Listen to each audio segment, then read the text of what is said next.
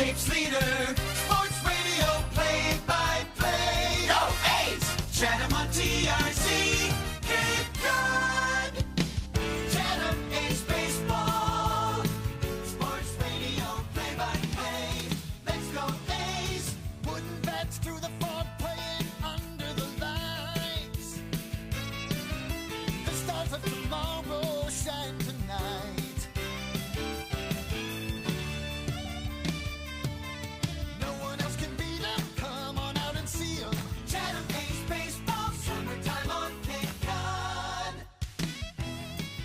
The weather cools down, the Chatham A's offense is heating up. Chatham has scored 22 runs over the past 3 games, and after a 9-2 win last night in Bourne, the A's return home to host the Brewster Whitecaps for the first time in 2025. Hi again, everybody. High above Diamond Side at Veterans Field with Hudson, Ridley. I'm Jake Klein. Hudson, over these last 3 days, it's looked like a totally different Chatham offense. It certainly has, and in those 3 games, you wondered when the breakthrough game would be where the pitching would also hold up on the other end to make sure that Chatham could win a game instead of tying, which they did for 2 consecutive. And then last night, the pitching held Bourne to just 2 runs while the offense exploded for 9. It's a pretty good way to break a streak. And the pitching, as you mentioned, was there again last night for the A's after a couple of shaky days. Luke Jackson went 4. He was solid. And then it was Dane Burns in relief before Tate Carey closed it out. I talked to Dennis Cook about all 3 of those guys and a whole lot more on the Manager's Show. We've got that coming up on the Cape Cod Baseball Network. It's the Anglers Extra pregame show where Hudson also chats with a special guest. It's not a player. On Catch of the Day, you'll have to stay tuned to hear that interview. It's the Anglers Extra pregame show. Chatham and Brewster coming up in just under 20 minutes. You won't want to miss it. It's the Cape Cod Baseball Network. Sports Radio, play-by-play. Go A's! Chatham on TRC. Chatham Bars Inn is Cape Cod's premier 4-diamond oceanfront resort. With 217 luxurious rooms, guests have access to numerous amenities, including a private beach, complimentary children's programs, 4 award-winning restaurants, a new world-class spa, an outdoor pool, and tennis courts. Year after year, Chatham Bars Inn is recognized as one of the top resorts in the world. Chatham Bars Inn and Cape Cod Baseball. Summer fun for the whole family.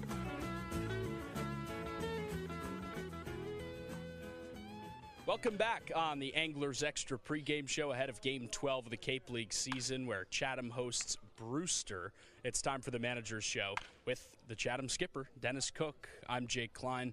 Dennis, you had the chance to speak to the organization at the Chatham Bars Inn lunch today. What does that event mean to you and the team? Well, it's just a good way to recognize the people that do all the hard work in the off season that set us up to have such a great season. They do all the hard work behind the scenes, and we benefit from it. So it's just a great way to recognize them and appreciate them. You had the chance to introduce another member of your coaching staff in the last couple of days as well. Taylor Sanakorski joins Jay Powell, Brett Doe, and Tanner Riley. What does he bring to the staff? He just brings energy. He's young. You know, he can throw BP, he can hit. He's got baseball knowledge. Just everything that we're looking for. How did you go about building this staff? I picked Jay and Doe first, and then I leaned on Doe a lot for helping me get some other young guys that have lots of energy that are good baseball people, and he helped me. Yeah, also had the chance to catch up before the game with Brewster assistant John Schiffner, of course, the longtime Chatham manager. Mm-hmm. What'd Schiff have to say? Nothing, just having a lot of fun over there in Brewster, and we tried to line up a fishing trip with him. Schiff's a big fisherman. He's got the Summer Catch, named after the movie about the Chatham A's. Dennis, I want to ask you about yesterday's 9-2 win over Bourne as well. Offense seems really to have turned a corner. What's changed? Well, we're just squaring more balls up, first and foremost, swinging at good pitches. You know, I felt the momentum about the last 3 or 4 games, and, you know, a lot of better BP, a lot better at-bats in the game, finally getting a few balls to fall with guys in scoring position. And, you know, early we didn't have that, but that's just baseball. You've talked some about how you recruited some players with speed who maybe haven't shown up yet. Last in the league in stolen bases. Is that an intentional approach? Of course not. I mean, we want to be first in stolen bases, but you know, obviously that's not our roster makeup now with the changes, the late deletions. So we will just go out there and we'll try to slug with everybody and see what happens. He also had quality outings yesterday from both Luke Jackson and Dane Burns. Then Tate Carey closed it out. What'd you see from the arms yesterday? Lots of strikes, which we like. Didn't give up a lot of hard hit balls. Attacked the strike zone, and that's what we preach.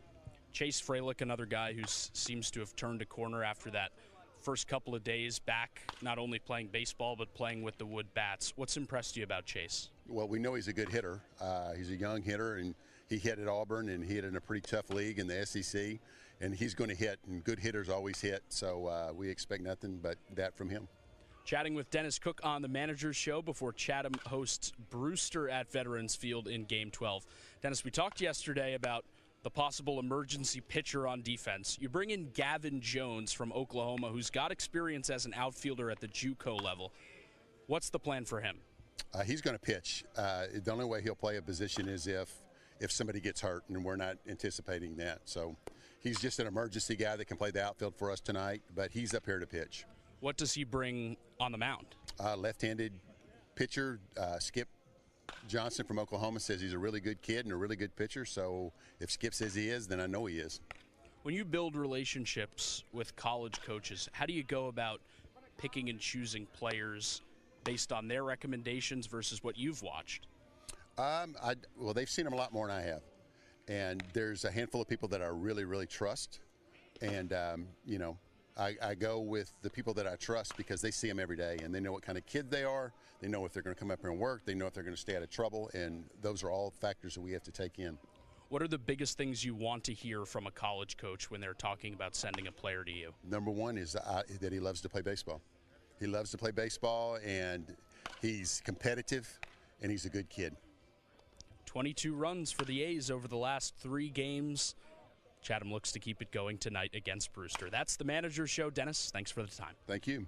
Back to Hudson Ridley for the rest of the Anglers Extra Pregame Show. Thank you very much, Jake. Yes, very interesting. Guys that love to play baseball. And that's kind of become a theme with the rest of this Chatham team. Just a bunch of guys that love to play baseball. And it's not just the players. Some of the coaches love to play baseball as well. That's a little tease for what's next. Coming up on the Cape Cod Baseball Network Anglers Extra Pregame Show. Extra. Chatham on TRC. Cape Cod. Sweet Tomatoes Pizza, located right around the corner from Veterans Field at 790 Main Street in Chatham. Pick up a pie on your way to the game or grab a calzone before first pitch. The dough for their specialty pizza is rolled right before your eyes. Eat in or take out, 11 a.m. to 9 p.m. and sometimes later. Call 508-348-0200. See their full menu online at sweettomatoescapecod.com. Sweet Tomatoes, a Chatham pregame tradition.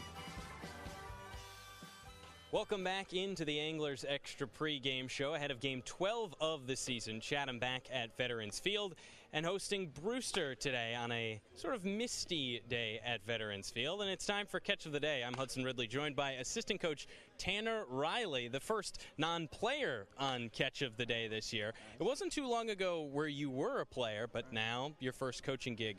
Walk me through the process of going from player to coach.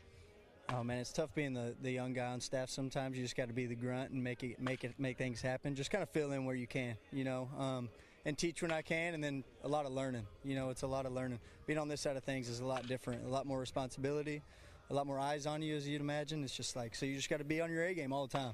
Mm-hmm. As a player, you really just got to take care of your body and just be healthy. Here, you just got to take care of everything. It feels like, So it's a good place to be. I enjoy it. Mm-hmm. When you talk about grunt work, what does that mean? Taking care of the field, man. That's the best part. Getting to hang out with Robbie, our grounds crew guy, has probably been the highlight so far. He's the best, man. But, yeah, taking care of the field and making sure everything's aligned and riding on the bus, man. Riding on the bus. I enjoy it, so it's been fun. What have you learned from Robbie doing grounds crew? Oh, man, anything. How to do that Chatham sign right there, how to put it back there, the paint. Mm-hmm. Man, he's just fun to be around. That's all he is. Mm-hmm. Why come to a place like Chatham? I followed Brett Doe. Met him in high school at a church event, and then later he coached me in junior college, and then he asked me to come coach, and I just felt it was a place to be, so here we are. Mm-hmm. Brett Doe, one of the 3 assistants on this team. What's your relationship been like with him since you decided to sign up and become a coach with him. Right. The drive here, man, there wasn't 15 minutes of quiet, and we drove for whatever it was, 30 hours, so we're just getting along really well. And Sanagorski, he just got here too. He's been great too. And then being under Dennis and Jay has just been all of them. Every one of them have been great. But me and Brett it's cool. We're awesome. I like being around them. Are there things you learned from Brett when you were a player that you tell players now? Actually, the first thing that comes to mind, I was always really quick on the mound, working really quick. Just slow down, get a rhythm, have something you do before each pitch. So I became like a weirdo. I'm like doing this, doing that. I'm like, okay, now I got my rhythm. So that's one of the things he taught me on the mound was, hey, just be you, just do your thing. So. When you see guys out here do that, do you tell them that same speech of, I used to do that, I used to be crazy like that? Yeah, no, so I try to not push too much because everybody's got their own personality. If you're a 5, you need to play at a 5. If you need to get to a 10 to play, be a 10. So just trying to bring the best out of everyone at what they need, not necessarily trying to drive what I was as a player, but what they need as a player. So that's been fun. Chatting with assistant coach Tanner Riley ahead of Game 12 of the season at Brewster. Tanner, when you go from player to coach, there are a lot of people that kind of look down sometimes as it's the end of the playing career, and there's not a lot of people that talk about the excitement. When you think about coaching, what makes you excited for your future in coaching? Man, just seeing kids light up when something you try to tell them works and they buy in, just seeing their eyes light up like, oh, there it is, man. There's not a moment like that in playing, So it's kind of like you said, it looks like the tunnel's dark when you're done playing, and there is light at the end of the tunnel coaching, and it's just been so much fun, and it's all I've ever wanted to do. So here we are. Mm-hmm. Has there been a moment like that early in this season where you saw that light go up for someone? Yeah, there's been a couple pitchers that I've been working with on mechanic-wise and just how their brain's working on the mound. So it's been awesome just to work with them and then them go out to the field and be like, man, I was working on this and this felt great. I'm just like, great, that's awesome. I'd love to hear it. Mm-hmm. So now that you have Gig 1 under your belt, there's still a long way to go. Yeah. But when you look down the tunnel, what's the dream? Man, the dream's always been the big leagues, but really just to be where God wants me to be, man. And I never know where that's going to be. I don't think any of us do. In my entire adult life, it's been like, what's going to happen in the next couple months?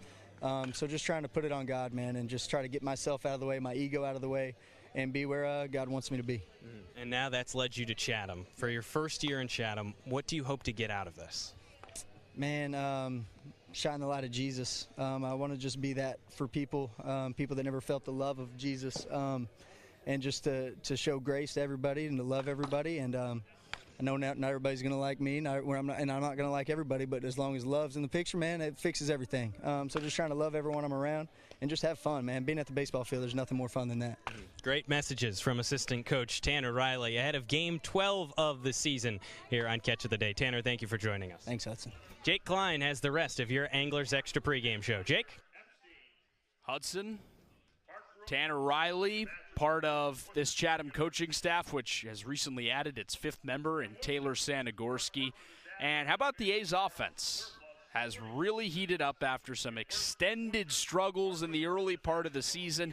And now 7 runs against Harwich on Tuesday, then 6 on Wednesday at Katuitt, and then yesterday at Bourne, the A's explode for 9 runs in a 7-run win over the Braves. We've got your lineups, we've got your pitching matchup, and we've got first pitch between Chatham and Brewster on the other side of the break. You won't want to miss it. It's the Cape Cod Baseball Network. Anglers Extra. Chatham on TRC. Cape Cod. Year after year, Cape Cod League Baseball and Chatham Bars Inn have been synonymous with summer on Cape Cod. The Inn has offered clam bakes, beachside barbecues, and oceanfront dining since 1914. The new Beach House restaurant at Chatham Bars Inn is open daily for breakfast, lunch, and dinner. Visit Chatham Bars Inn at www.chathambarsin.com. Chatham Bars Inn and Cape Cod Baseball. Summer fun for the whole family.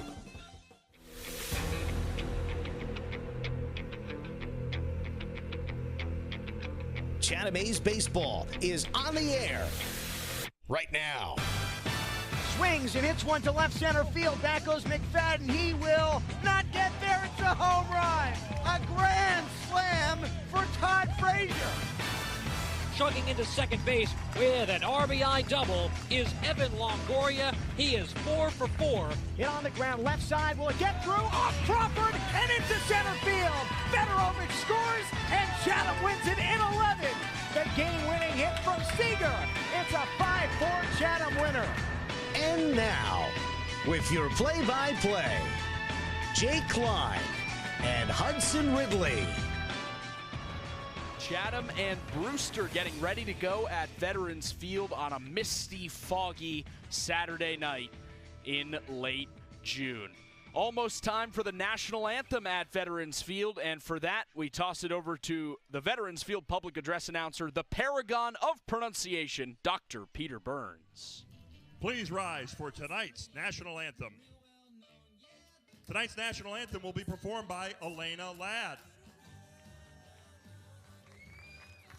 Elena is entering the 5th grade at Eddy Elementary School in Brewster.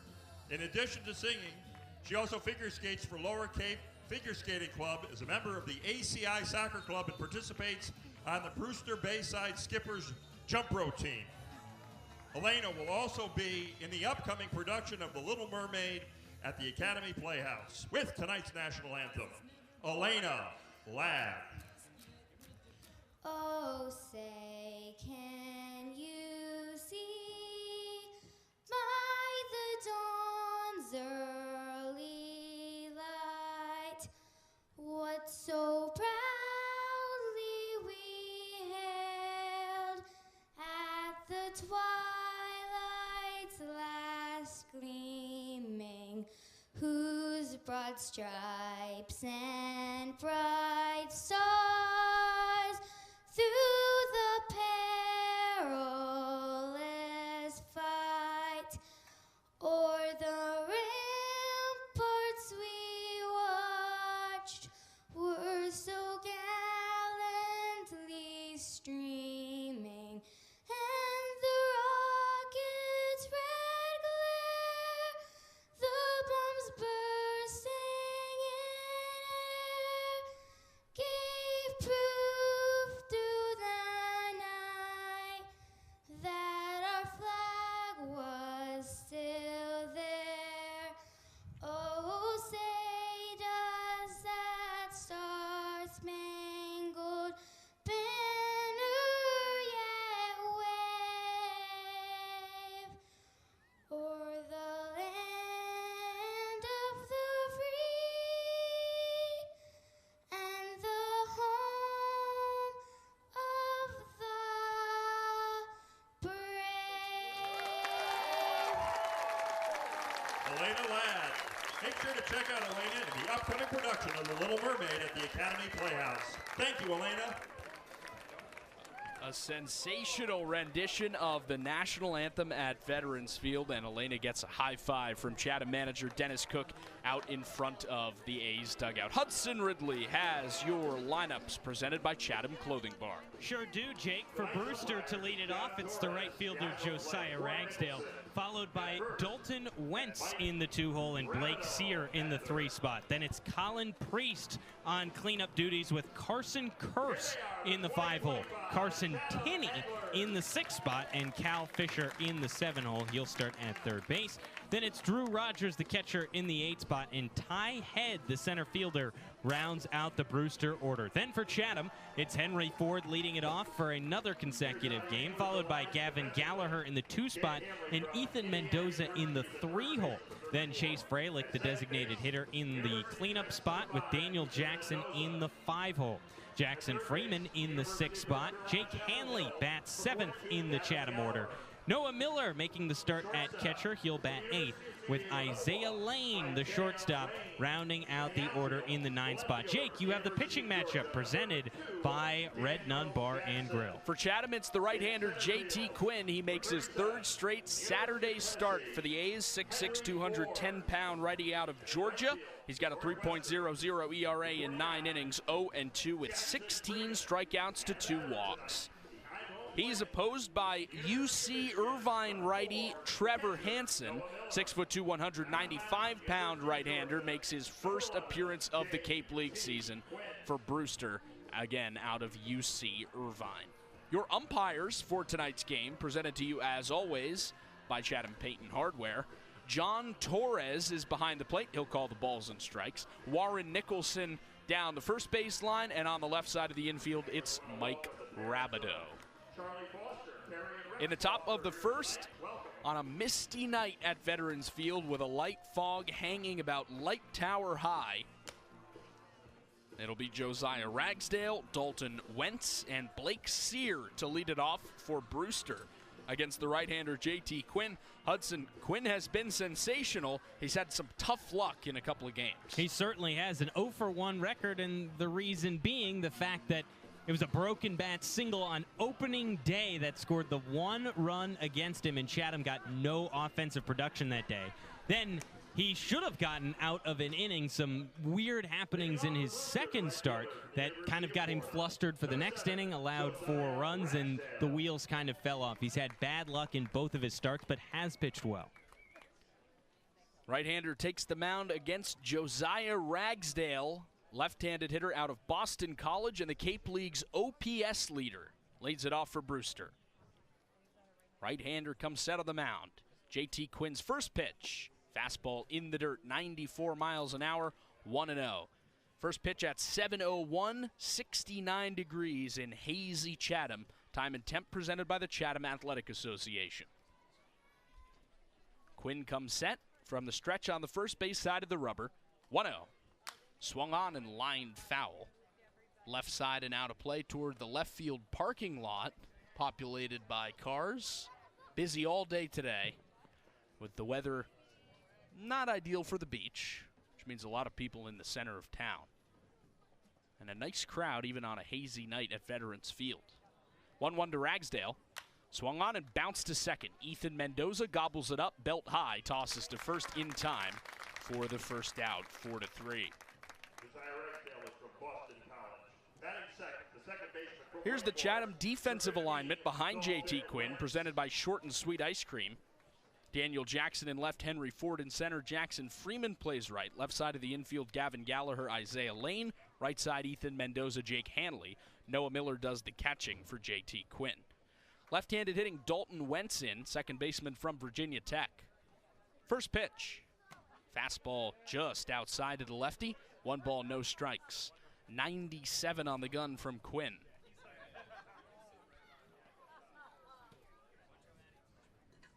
Righty looks in for the sign again. Wentz in the back of the left-handed batter's box. Lifts the bat off the shoulder, 1-0. Breaking ball bends outside. 2 balls and no strikes. It's a 4-pitch mix for J.T. Quinn. Fastball peaks at 98. He's got a slider, curve, and a change he uses rarely. 2-0. Swing and a miss. There's that slider. Mid to upper 80s. He calls it his put-away pitch. Uses it there, 2-0 to get strike 1.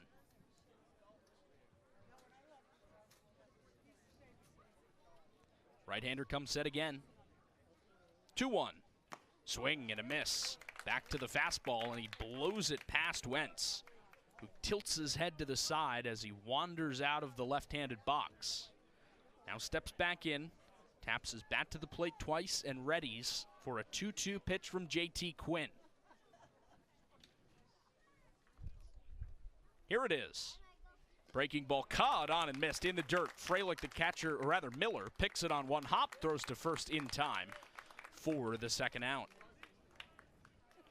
It's a strikeout and a 2-3 putout. J.T. Quinn up to 17 strikeouts on the young season to just 2 walks. Brings up the Brewster 3-hole hitter Blake Sear, right-handed hitting outfielder from Florida. Quinn set. First pitch. Swing and a miss. Sear out in front of the slider. It's 0-1. A top step of Brewster's first base side dugout stands John Schiffner, longtime Chatham manager of 25 years. 0-1. Breaking ball called a strike chest high. Schiff, of course, retired in 2017 as the Cape League's all-time winningest manager. Returned to the Cape League dugout last summer as an assistant in Falmouth, and now joins Jamie Shevchik's staff in Brewster for 2025. 0-2 pitch from Quinn. Swing and a miss, he got it.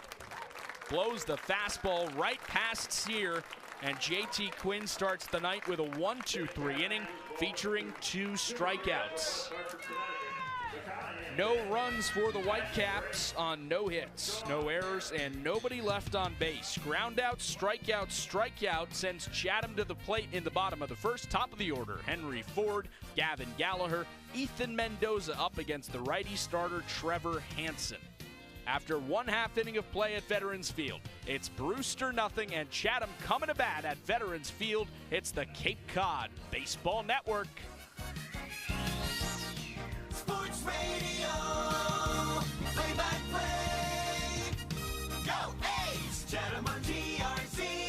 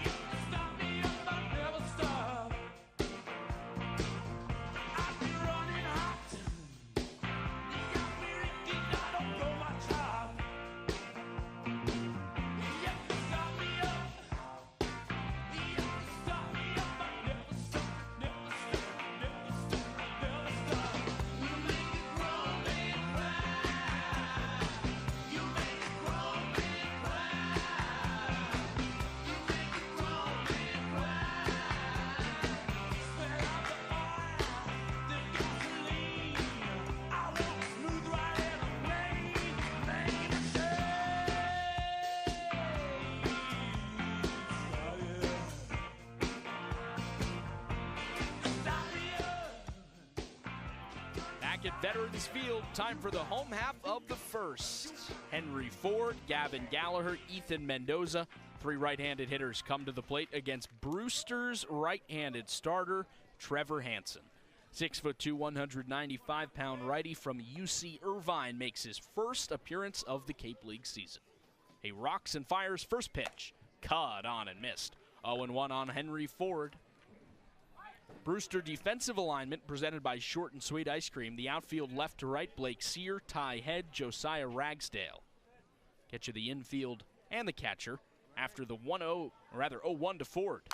Chop to third, backhanded by Cal Fisher. Shuffles into a throw, fires, and gets forward by a step and a half. Henry Ford grounds out 5-3, first out of the bottom of the first. So you heard from Cal Fisher at third.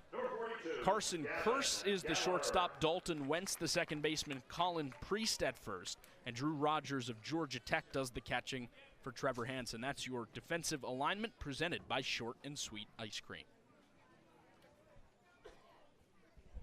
Right-handed hitting Gavin Gallagher digs in. A couple of hits for him in last night's win over Bourne. First pitch, line foul, off the screen behind home plate. Just offset toward the first base side, 0-1.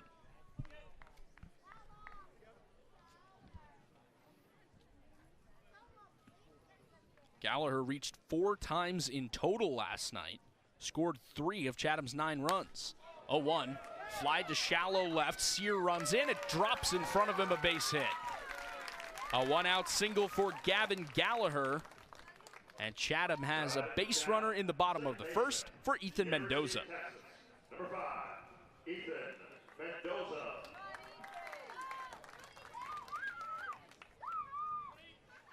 Mendoza, Chatham's leader in hits with 13, and a .283 hitter. One of 2 A's to have played all 11 games so far. Bats with a runner on first and 1 out. First pitch, called a strike, outer third, 0-1. Mendoza with a 2-for-4 night last night.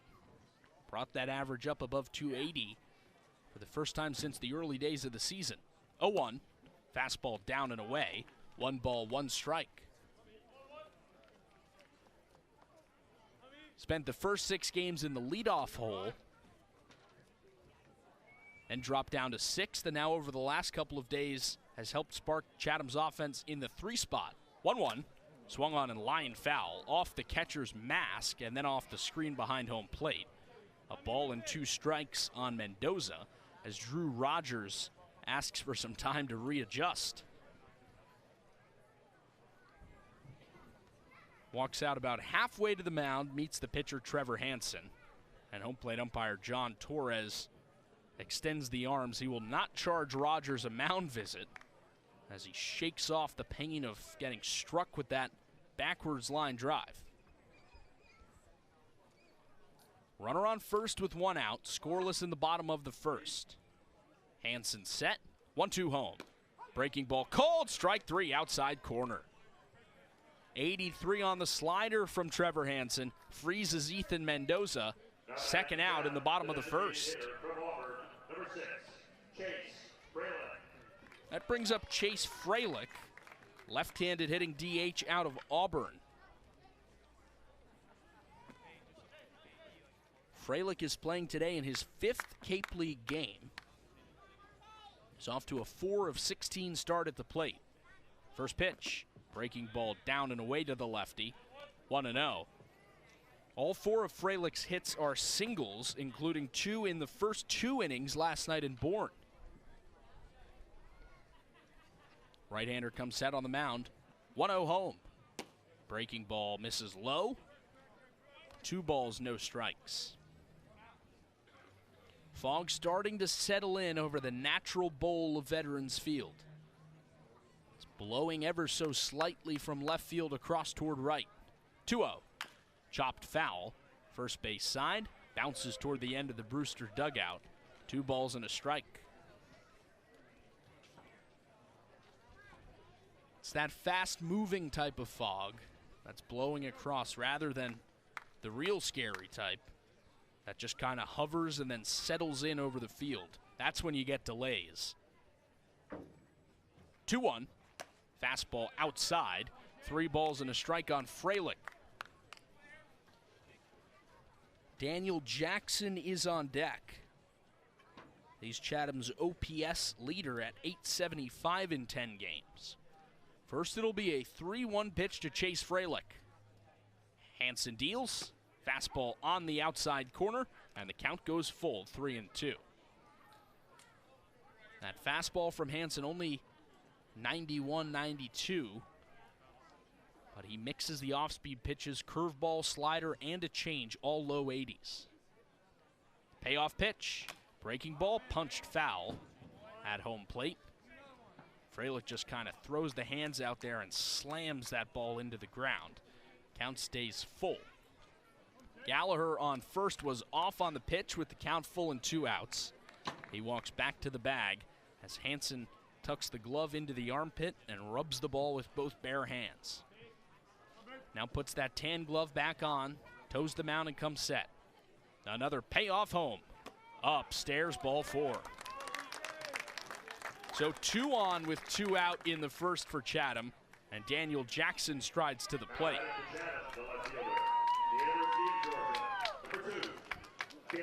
Jackson, one of just 2 A's with multiple home runs on the season, joins Henry Ford in that category.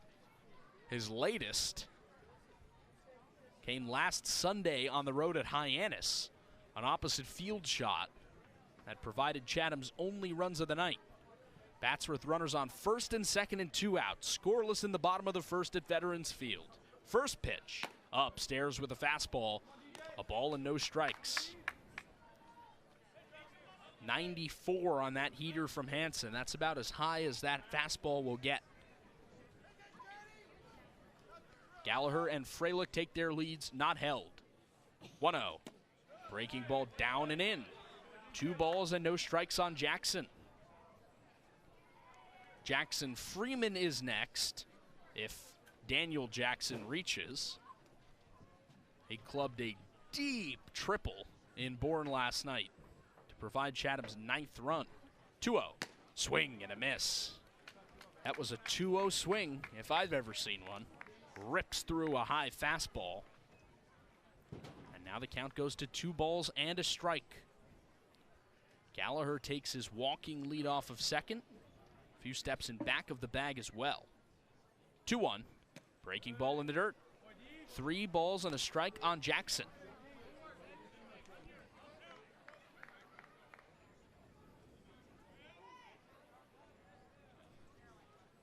Couple of fans populating the hill in right center, peering through the fog.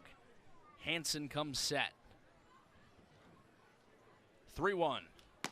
Fastball up and in, ball 4. Back-to-back 2-out walks issued by Trevor Hansen. And Chatham has them loaded with 2 out in the bottom of the first. Gallagher goes to third. Freilich moves up to second. Jackson on first as Jackson Freeman comes to the plate. Left-handed hitter out of Northwestern who brought his average up to 314 with a 2-hit night, make it a 3-hit night in Bourne last evening. 2 singles and that triple, plus a run scored. First pitch, swing and a miss. Out in front of a breaking ball, 0-1.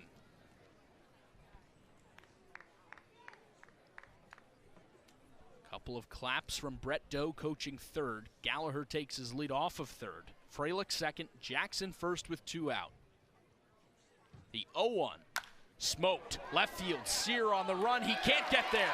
It drops and rolls toward the corner. Gallagher comes home, Freilich right behind him.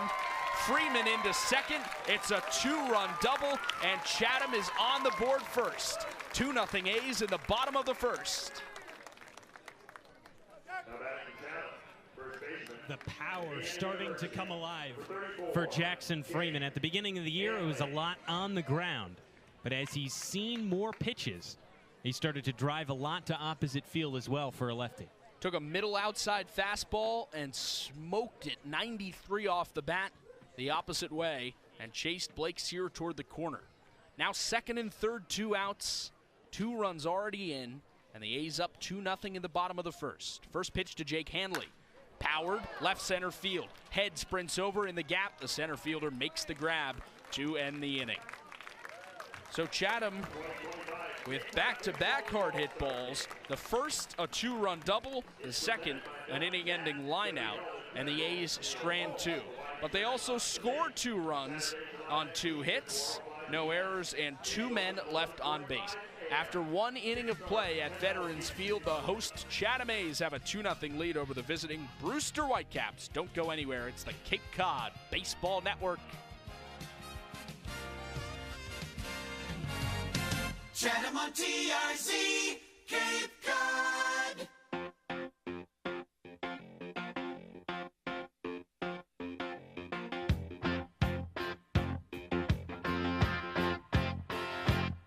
What I want, you've got, and it might be hard to handle. But like a flame that burns a candle, the candle feeds the flame. And what I got, full stock of thoughts and dreams to scatter. And you pull them all together, and I can't explain. Oh yeah, well, you make my dreams come true.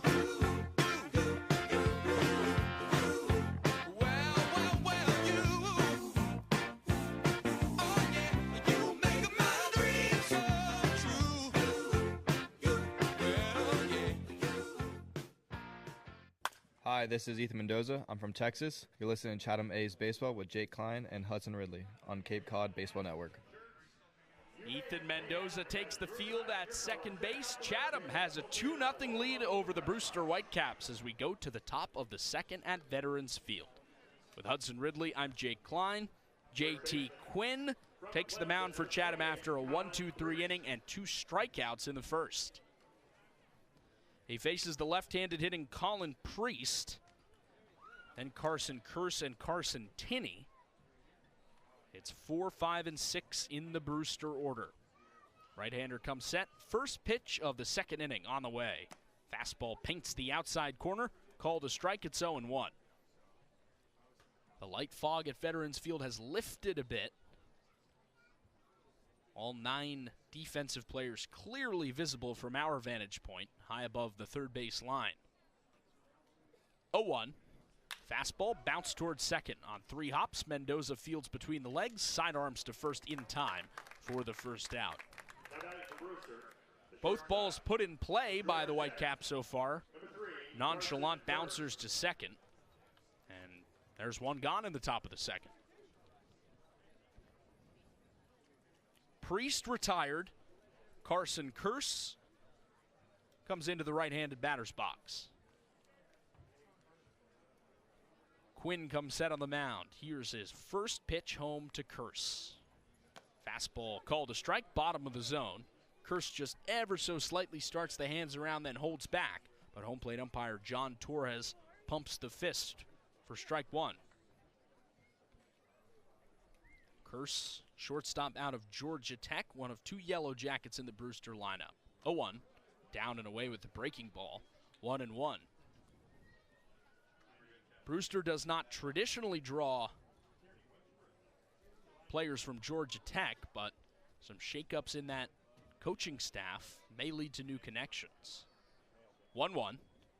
Breaking ball paints the outside corner, 1-2. Of course, you've got John Schiffner, the longtime Chatham skipper, in there. He's been known to have connection with UC Irvine.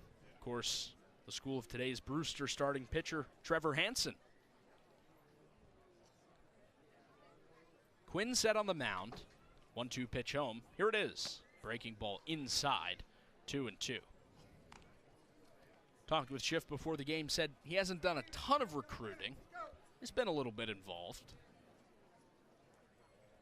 And expressed his frustration with the constant carousel of players in the Cape League these days. 2-2. Breaking ball, hit on the ground to short. Lane fields on the long hop, throw to first in time. Second out.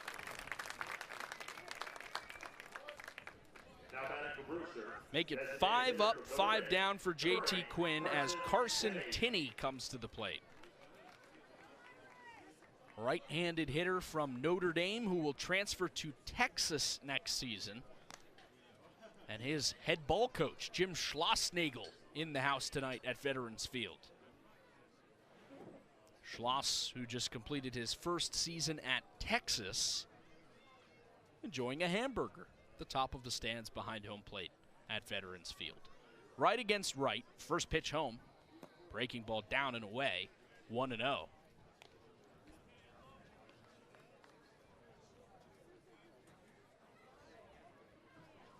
Plenty of college coaches over the years have come to watch their players past, present, and future on Cape Cod. 1-0. Swing and a miss. A ball and a strike on Tinney. Ben Greenspan of Northwestern here a few days ago. That was really the first sighting of a major college coach we'd seen so far. 1-1 to Tinney. In the dirt. Picked on a hop by Noah Miller, the catcher, 2-1. Dennis Cook told me he's expecting Tracy Smith of Michigan at some point in the season. He and Dennis are close. Had former Mississippi State coach Chris Lemonis in the booth before. 2-1. Breaking ball called a strike outside corner. Danny Hall, who just retired as the longtime head coach of Georgia Tech, has been on the Cape Cod Baseball Network, as has Steve Trimper of Stetson. I could only imagine former Wake Forest coach George Greer has made an appearance. It'll be a 2-2 home. Here it is. Swing and a miss, strike 3. 6 straight outs to start the ball game for JT Quinn. He's got to have his coach, Wes Johnson, at Georgia, pretty fired up. No runs on no hits, no errors, and nobody left on base for Brewster in the second. After an inning and a half at Veterans Field, Jackson Freeman's 2-run double has the A's in front. Trevor Hansen back to the mound for the Caps when we come back. Don't go anywhere. It's the Cape Cod Baseball Network. Chatham on TRC, Cape Cod. There's been a ton of training when it comes to bat speed or products for players to be able to train bat speed.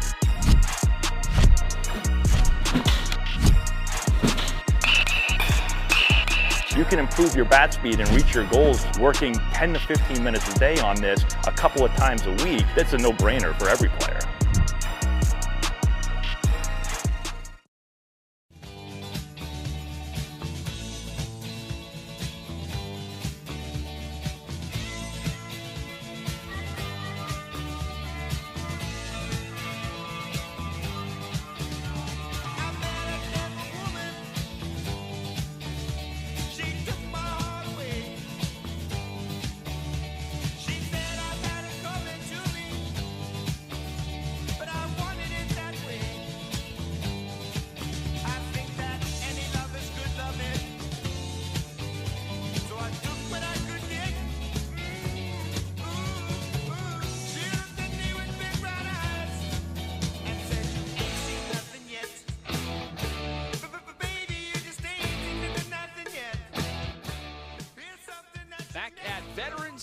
In Chatham, the A's have a 2-0 lead over the Brewster Whitecaps. First matchup between these East Division foes.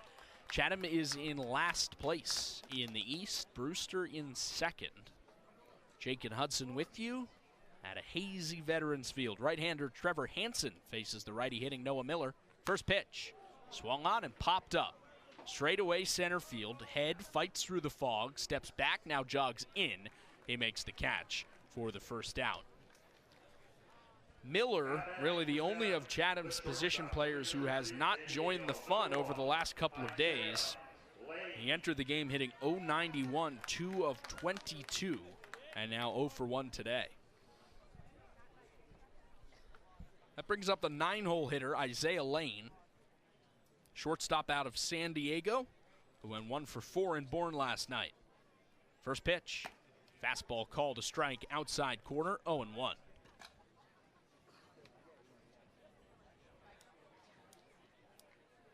Brewster defense straight up against the right-handed hitter. Nobody on, 1 out. The 0-1, fastball on the inside corner. No balls, 2 strikes on Isaiah Lane. Turns towards Chatham's dugout just outside of the right-handed batter's box. Takes a vicious practice hack and then steps back in. The 0-2 in the dirt. Blocked partially on one hop by the catcher Drew Rogers as he slides to his right and then exchanges the baseball for a new one with home plate umpire John Torres.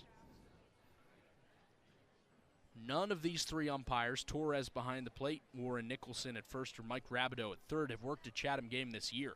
1-2, lined left field. Sear starts back, now sprints, and he stops and makes the catch by his left side for the second out. Lane hit it hard, but pretty much right at Blake Sear.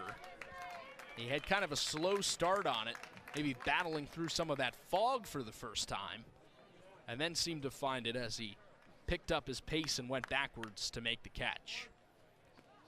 2 quick outs in the second. Chatham order turns over for the leadoff man, Henry Ford.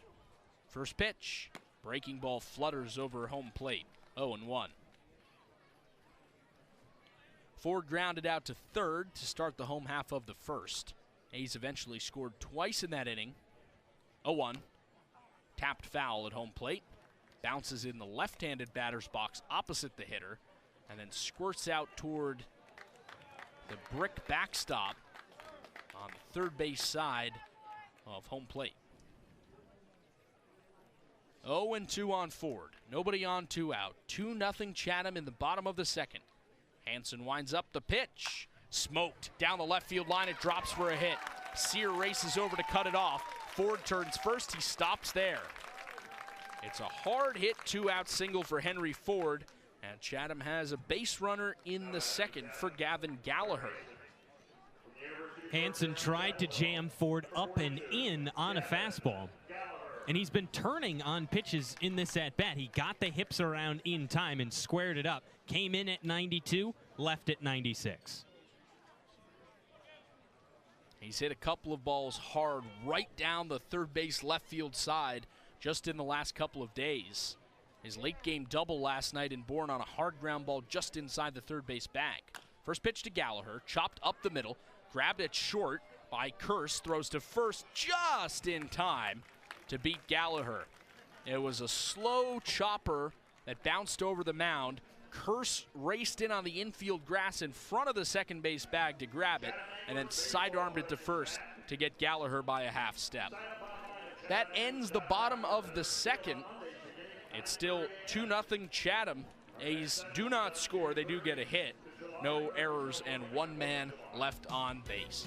After 2 innings at Veterans Field, it's a 2-0 lead for the hosts. You're listening to Chatham A's Baseball right here on the Cape Cod Baseball Network. Dream it. If you can cruise in it, if you can summer in it, fish from it, or take it for a day at the beach, we can protect it.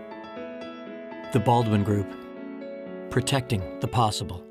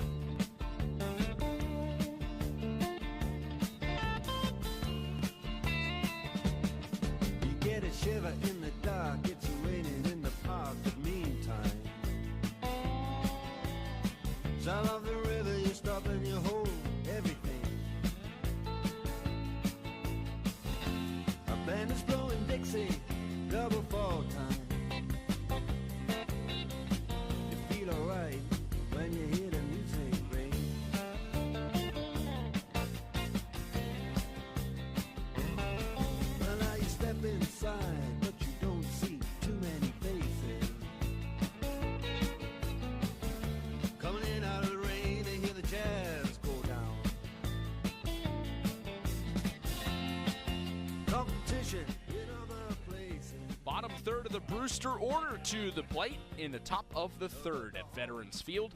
JT Quinn back to the mound for the A's. He's retired the first 6 he's faced. Now faces 7, 8, and 9. It'll be Cal Fisher, the right-handed hitter, and then Drew Rogers, another righty, before Ty Head, the left-handed hitting 9-hitter, comes to the plate. Starts with Fisher, third baseman out of Florida State, in the back of the right-handed box. First pitch from Quinn. Fastball upstairs, 1-0. 3 strikeouts for JT Quinn through the first 2 innings. Brings his season total to 19 Ks and just the 2 walks. In the stretch, 1-0. Breaking ball, golf toward right. Freeman starts back on it. Shaded to the right. He makes the catch for the first out. The first ball Brewster's put in the outfield today. No problem for Jackson Freeman, who just kind of tiptoed back and a little bit right toward the gap. And that's the first out of the top of the third. Here comes Drew Rogers, right-handed hitting catcher from Georgia Tech. Digs into the back of the box. Brewster in the aquamarine green jerseys with the white pinstripe pants on the road. First pitch from Quinn. Fastball on the outside corner, called a strike. It's 0-1. Rogers froze after the ball hit catcher mitt. And then waiting for the call, John Torres delivered strike 1. Here's the 0-1 pitch from Quinn. Swing and a miss. 93 on the heater that time. Low inside corner, and Rogers hacks right over it. Chatham defense straight up. First baseman Hanley about 15 feet off the bag. And a little bit behind it as well. Right on right. 0-2 pitch from Quinn. Breaking ball just outside. Noah Miller, the catcher, started to pop up to throw it around. Has to pull it back as the count goes to 1-2 on Rogers. Right on right matchup. Quinn comes set. Nobody on, 1 out. Here's the pitch. Fastball inside. Quinn picking at both corners. John Torres doesn't bite on either behind the plate. So now the count goes even. 2 balls and 2 strikes. Quinn has not worked a 3-ball count yet. 2-2. Swing and a miss. Strike 3. It's in the dirt. Miller blocks it, picks it up, guns to first in time for the second out. So make it 4 strikeouts for JT Quinn. He's retired the first 8 batters he's faced. And now the left-handed hitting outfielder Ty Head comes to the plate.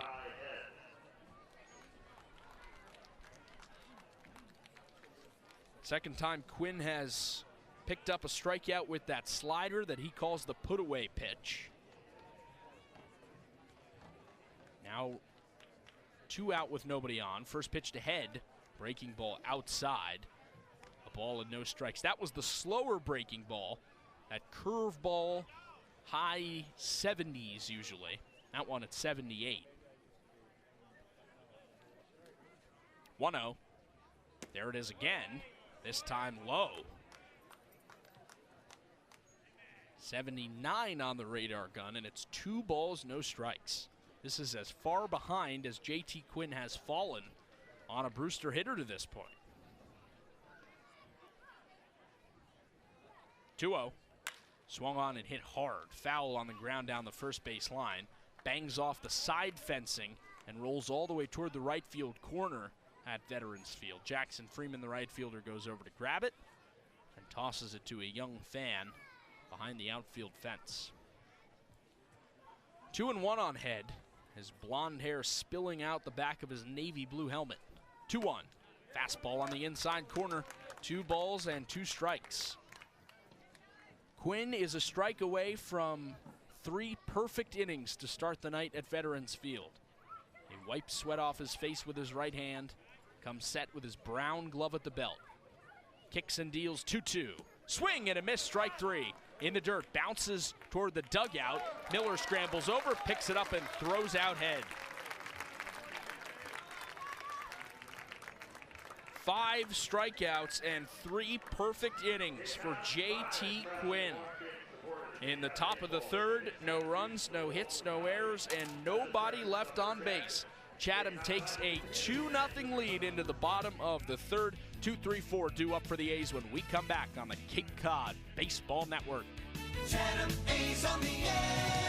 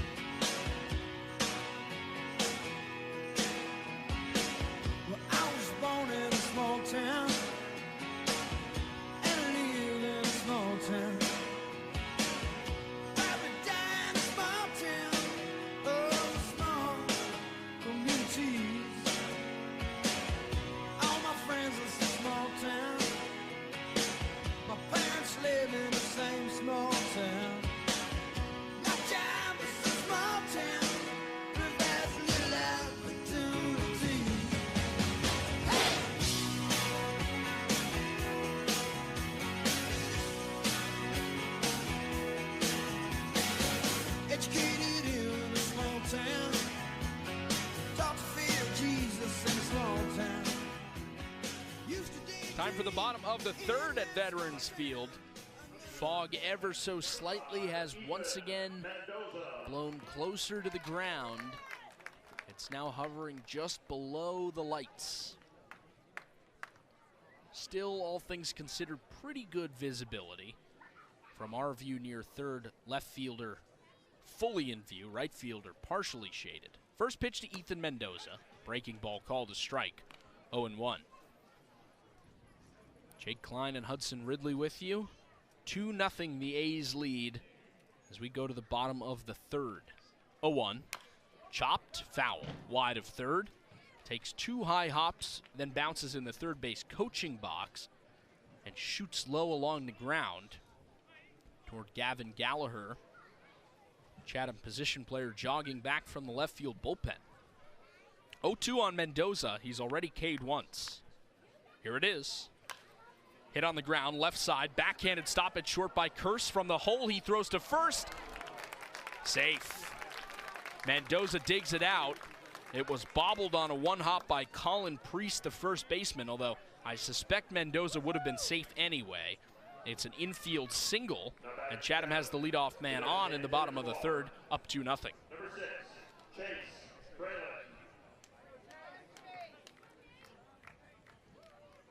Brings up Chase Frelick, left-handed hitting DH out of Auburn. And the pitcher, Hanson, wants a new baseball. Tosses his into the catcher, and then Drew Rogers exchanges with home plate umpire John Torres. Left-handed hitting Frelick in the back of the box. Righty Hanson's first pitch. Smoked on a line towards short, caught by Curse. Everybody retreats. Frelick back to the dugout, and Mendoza back to first. He hit that off the bat, but could not have been more at Carson Curse, who was pinched toward the bag. And as lucky he was.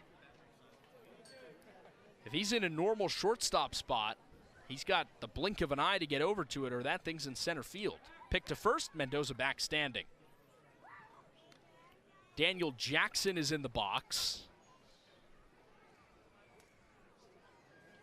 He's got his blue and red A's colored Marucci bat in hand. First pitch, fastball up and in on the righty, 1-0. It's got a red dipped handle, then a white band, and a blue dipped barrel. I'd imagine has to be a custom job. 1-0. Breaking ball called a strike, inner third, 1-1. I've talked to Jackson about his bats a bit. He says he has a full stack of them in his car. He drives a Prius with a little Georgia sticker on the back. Full stack. Before the 1-1, a throw to first, and Mendoza back standing. That's, I guess, one of the bats in his stack of bats. He's hilariously self-depreciating about his Prius, too. 1-1. Changeup called a strike, inner third, 1-2. When you have one of the highest OPSs in the Cape League, it doesn't really matter if you drive a Prius or not. Any car becomes a sports car. He entered the day 6th in the league in the OPS category. Throw to first, Mendoza back standing again. That figure for Jackson at 875. 2 home runs, 7 driven in. He's also walked 10 times, which leads the team. Another throw to first. Again, Mendoza back standing. Hudson, he's barely off the base. And Hanson just keeps throwing over. And it's not like this is a lefty with a smooth move. The righty has to flip his entire body around to first. Here's the pitch. Changeup ducks down and away. 2 balls and 2 strikes on Jackson. Mendoza, running off of first with 1 out, is 3 for 4 swiping bags. Chatham dead last in the Cape League with 14 stolen bases. 2-2 to Jackson.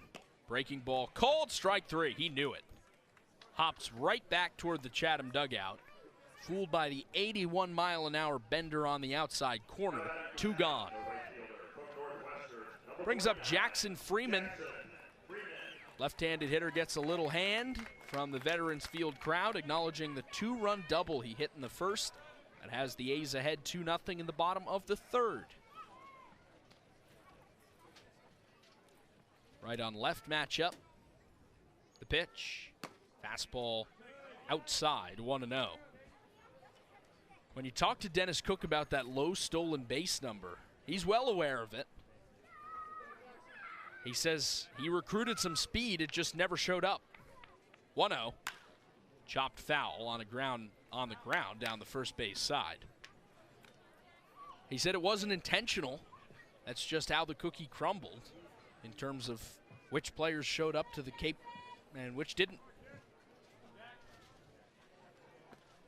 Says Chatham's going to have to outslug teams down the stretch. 1-1. Changeup outside. 2 balls, 1 strike. That changeup and the curve, both in that low 80s range from the right-hander Hanson.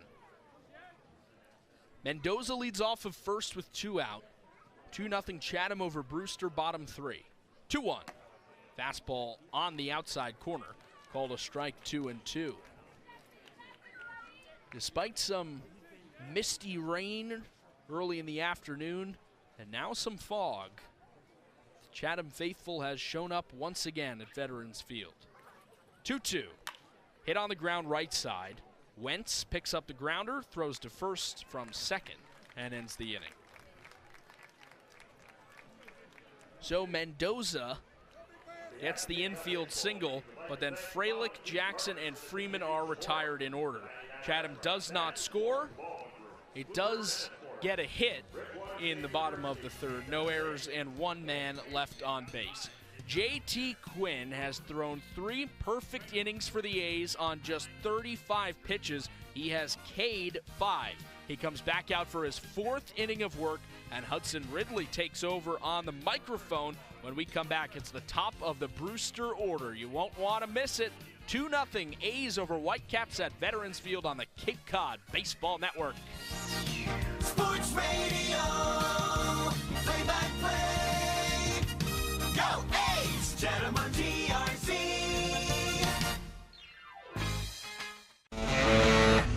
Get ready for big results with our small machines. With more power, performance, comfort, and savings, they're ready for every job. And we're ready with plenty of inventory, the best support in the business, same-day parts availability, and locations across the Northeast. So you can always be ready to work. Milton Cat, always ready.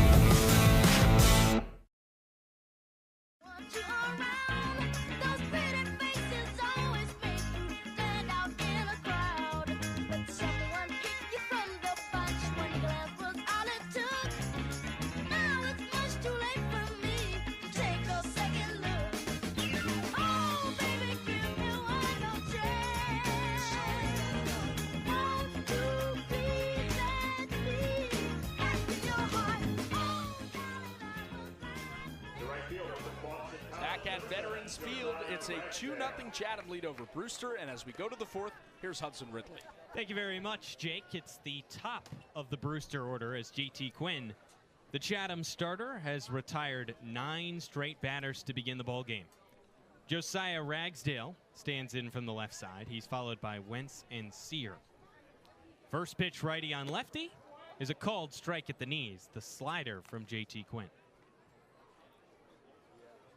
Peering through the fog from the center field camera, if you're watching our broadcast on YouTube, you can find that by searching Chatham Anglers. You can also find it on our Twitter at the same handle. 0-1, low and outside. Fastball makes it ball 1.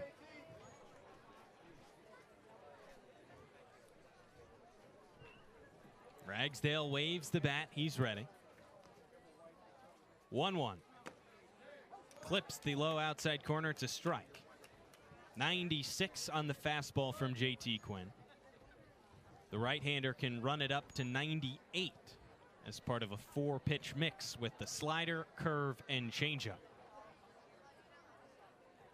He shakes off the catcher Miller a few times. Now comes set. 1-2. Low and away. Ball 2. Ragsdale thought about swinging the bat. He sprung up a little light on his feet to hold himself back from firing the hands. 2-2. Swing and a foul to the backstop. Fastball on the outer half from Quinn forced the swing from Ragsdale, or else it would have been strike 3. The fog starting to set at Veterans Field. It was drifting beforehand from right to left across the diamond, and now it's settling in and making visibility low. 2-2. Clips the low outside corner, strike 3. Big curveball from J.T. Quinn picks up his 6th strikeout. All against different batters. There's one gone in the top of the 4th as the switch hitter Dalton Wentz digs in from the left side. People on the outfield hill now nearly invisible. Even the lights blocked partially by the fog. First pitch fouled off left side. Wentz was late on the heater. He struck out on the curveball in the first. It skipped in the dirt, and Miller fired down to first for out number 1. One of 3 drop strike threes today. 0-1. Lined on the ground to short. Fielded by Lane. He charges and fires over to first in time for out number 2.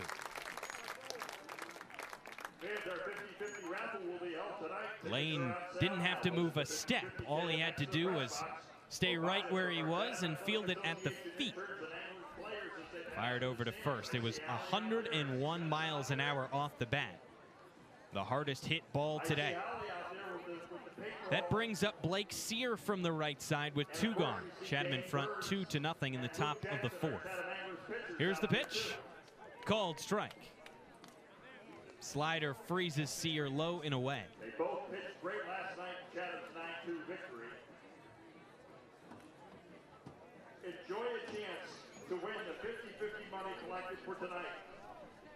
Other prizes include sweet tomatoes on Main Street. First pitch, rather second pitch. Low and away, 1-1.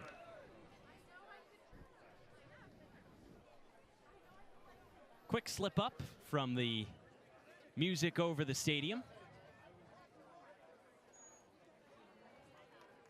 Halts the game momentarily. Now in a 1-1 count. Sear digs back in. The pitch. Big cut and a miss. Slider low. Sear offered over the top of it. 1-2 with 2 gone. Base is empty. Chatham on top 2-0 in the top of the 4th.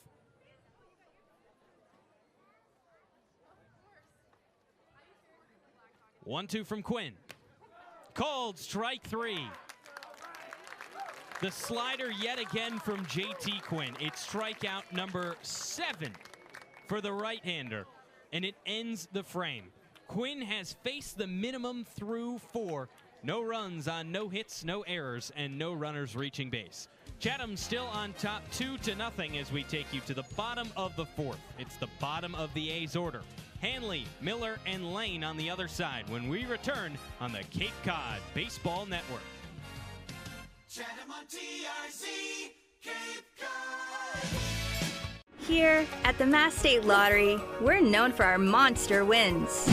But there's no bigger win than the $1 billion we provide each year to support all 351 cities and towns in Massachusetts. In our game, we know that supporting local businesses and helping communities is how we all win. Because at the lottery, we're all playing for the home team. Safe. The Mass State Lottery. Welcome to the state of winning. Your mother said you went away. She said there was nothing that I could have done. There was nothing nobody could say.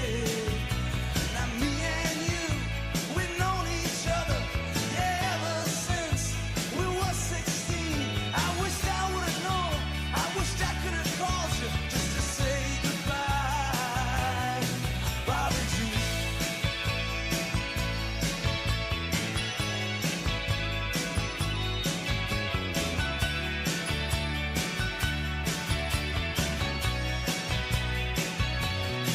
Now you hung with me when all the others turned away, turned up their nose.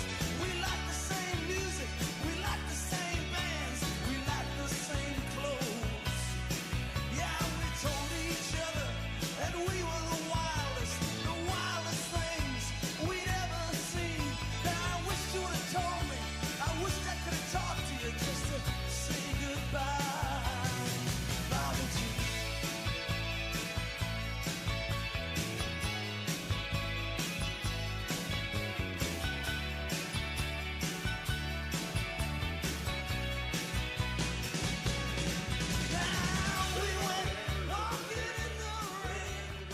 Welcome back to a foggy Veterans Field. It's time for the bottom of the 4th on the Cape Cod Baseball Network.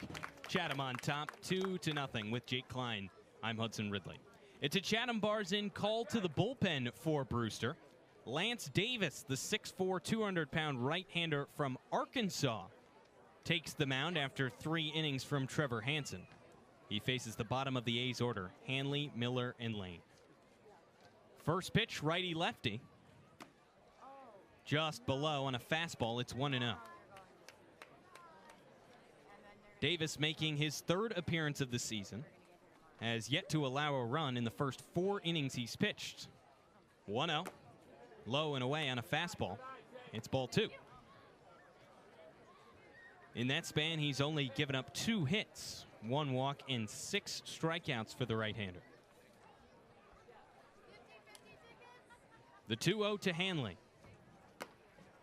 Outside again. He's hit off the plate all 3 times.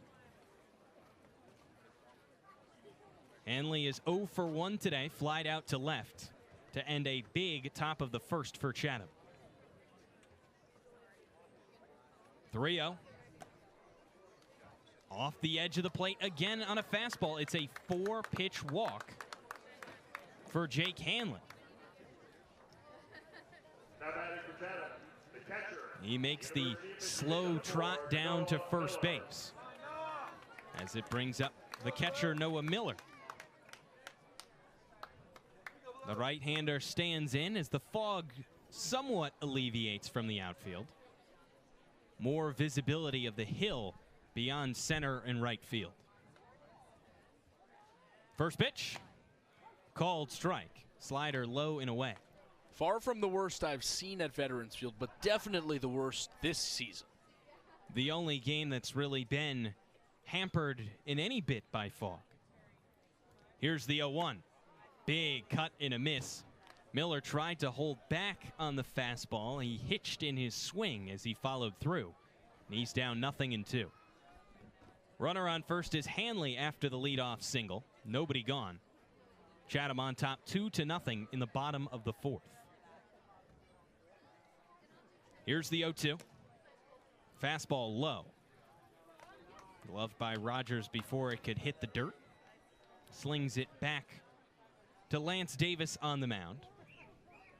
His first inning of work after relieving Trevor Hansen.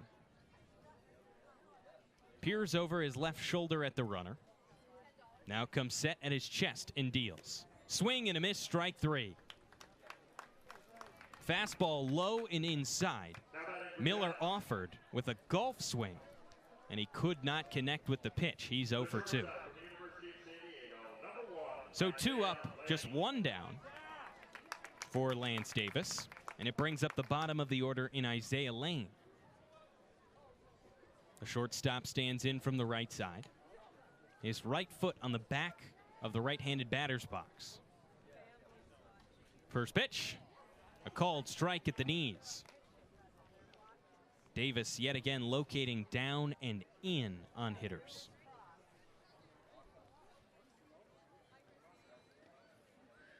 Hanley takes a sizable lead at first base. Fakes the takeoff, the pitch grounded up the middle. Taylor made for 2. Caught at second, the flip to second for 1. Back onto first in time. Double play. 4-6-3 goes Isaiah Lane. It also gets Jake Hanley in that as well. And it ends up being no runs on no hits, no errors. And with the double play, it erases the runner on base for the Anglers. Still a 2-0 lead for Chatham, and JT Quinn has been firing. He'll be back on the other side after facing the minimum through 4. You won't want to miss it. Keep it here for more Chatham A's baseball on the Cape Cod Baseball Network. Chatham on TRC, Cape Cod. Cape Cod 5 is proud to be the official banking partner of the Cape Cod Baseball League. Cape Cod 5 offers a broad range of financial products and services tailored for every stage in your financial journey. Reach out to us. We're here to help.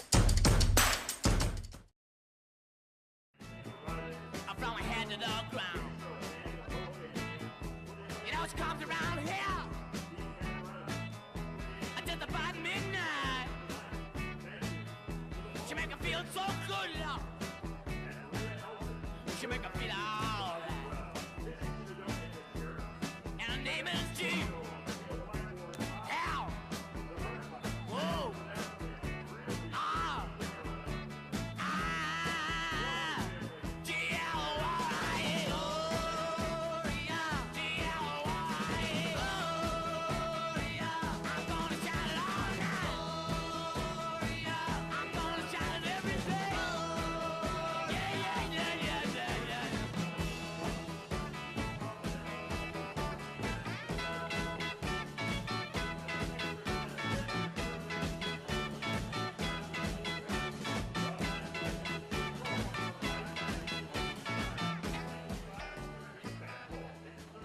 Through 4, 2-0 Anglers on the Cape Cod Baseball Network as we welcome you in to the top of the 5th. With Jake Klein, I'm Hudson Ridley.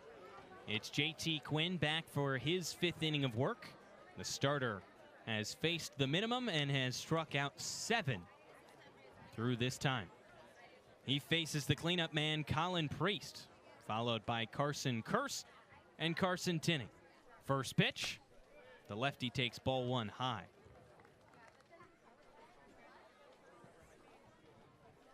Middle infield with their heels on the grass. Gallagher just behind the bag at third. 1-0. Called strike. Big breaking ball. The curve that time from Quinn. And he's begun to work that in more and more as the ball game has progressed. Still uses his slider a heavy amount. Here's the 1-1.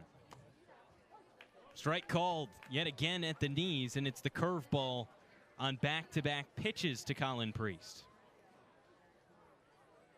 First baseman is 0 for 1 today. Grounded out to Mendoza to begin the second. 1-2 pitch. Popped up. Tails foul on the left side. Bounces on the path that goes behind the press box, offset to the third base side.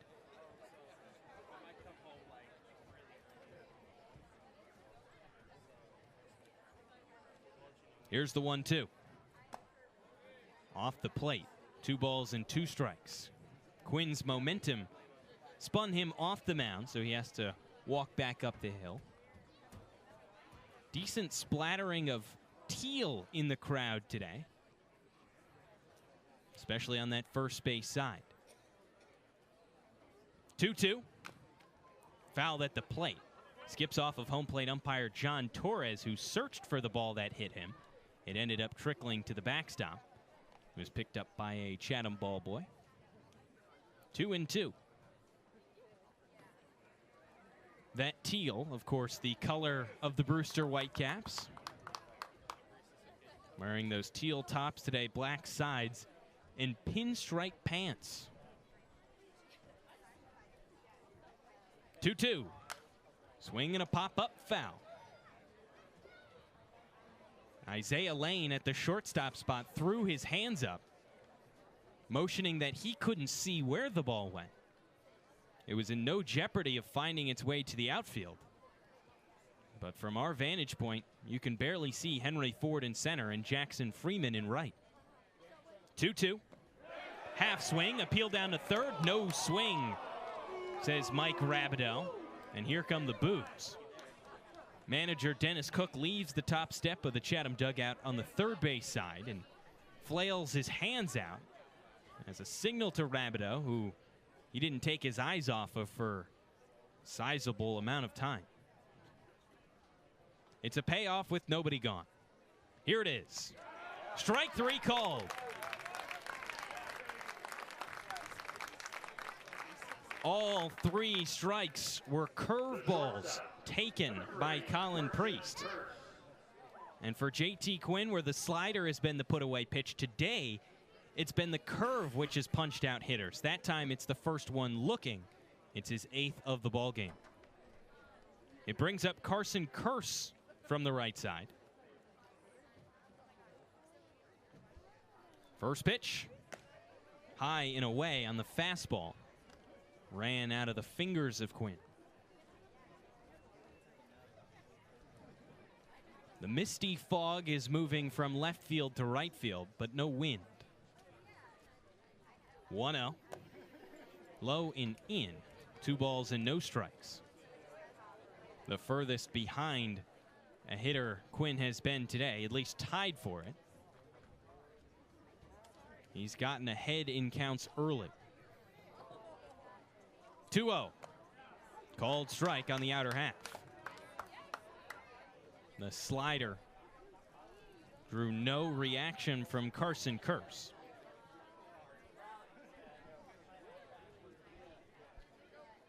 Quinn nods at the signs from Miller. 2-1. Flared out towards right center field. It's over Mendoza, and it drops down for a base hit. So the perfect game, the no-hitter, both broken up for JT Quinn. It's the first base runner of the day for Brewster, and it comes with 1 gone in the top of the 5th. The 1-out single from Carson Curse, who stands on first base. Not a whole lot you can do if you're Quinn. Made a good pitch, breaking ball on the outside corner, broke a bat. And Curse just had the strength to flip it over the second baseman's head for a hit. Similar to that hit Quinn gave up the run on opening day. That was his only run allowed on opening day. It was the only run of the ball game. He was saddled with the loss. First pitch to the righty Tinney, low and away on a slider. It's 1-0. You know, sometimes when a guy has a no-hitter going and hasn't pitched a ton out of the stretch with nobody on base or with runners on base, it's an adjustment. Quinn's in the stretch the whole time. 1-0. Called strike right down the middle. Barely anything has changed from his perspective with a runner on base. Hasn't checked the runner yet. A lot of pitchers in the Cape League, once they allow that first base runner, start to feel like they need to throw over. 1-1. Low and inside. Fastball makes it 2-1. Runner on first is Curse. 1 gone in the top of the 5th. Chatham up 2-0. The A's with 4 hits. Brewster just got its first on the board moments ago. 2-1. Cut and a miss. Slider low and away. And Tinney had no idea where that ball was. It's 2-2. Communication in the middle infield from Lane and Mendoza. Ready to turn 2 if Tinney grounds one up the middle. That would end the frame. 2-2. Called strike 3. Slider on the outer half of the plate. It's strikeout number 9 for JT Quinn as he freezes Tinney. And it's the second out in the top of the 5th.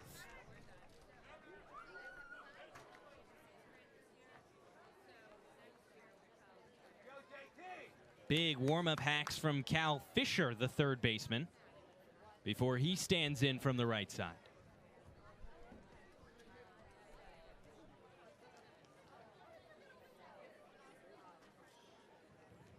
Quinn with a long look in.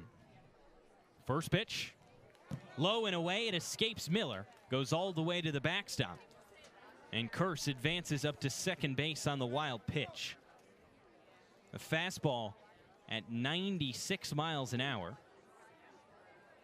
Miller really didn't have much of a chance to grab it. By the time he reached over, it was already past his glove. And it slammed off the padded part of the backstop to come right back to him. Without that padding, that would have bounced right back into the field of play. 1-0. Strike called. Right down the middle from Quinn. Runner on second is Carson Curse. Mendoza from second base. In his sphere over at the second base bag where Quinn looks. And now fires. Golf clubbed into center field. It's a base hit. The windmill at third base. The throw in is not in time. It pulls Miller up the third base line, and Cal Fisher has driven in Carson Curse. It's the first Brewster run of the day. 2-1 Chatham in the top of the 5th. The catcher for 16, All it took from Fisher was a weak flare up the middle that landed in front of Ford. And the positioning that it had with the kind of fog-soaked grass made that ball die very quickly. Ford had to charge on for the throw, and it really had no chance of making. That brings up Drew Rogers with a runner on first and 2 gone. First pitch, the righty cranks it out to left field. That's down for a base knock. Station to station go the runners. Fisher up to second base. And it's 3 hits in the frame for Brewster, all coming within the last 4 batters. And this happened last time with JT Quinn. Once he reached the 4th in that ball game, rather it was the 3rd. He had faced the minimum entering that inning. And then once the fireworks started against what was born in that game, things fell apart as now Noah Miller makes his way from the catcher spot to the mound, and Jay Powell, the pitching coach, will join the two on the hill. Before Powell makes it out there, Miller wanted to leave, but he'll have to loiter around as Powell briskly walked up.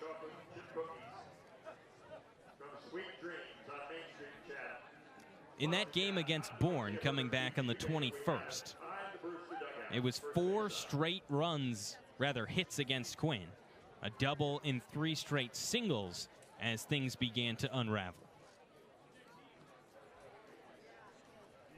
Now with runners on first and second, he faces the 9-hole hitter Ty Head.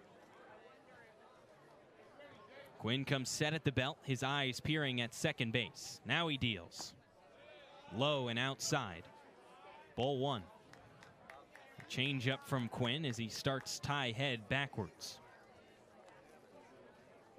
Head 0 for 1 with a strikeout swinging back in the 3rd inning.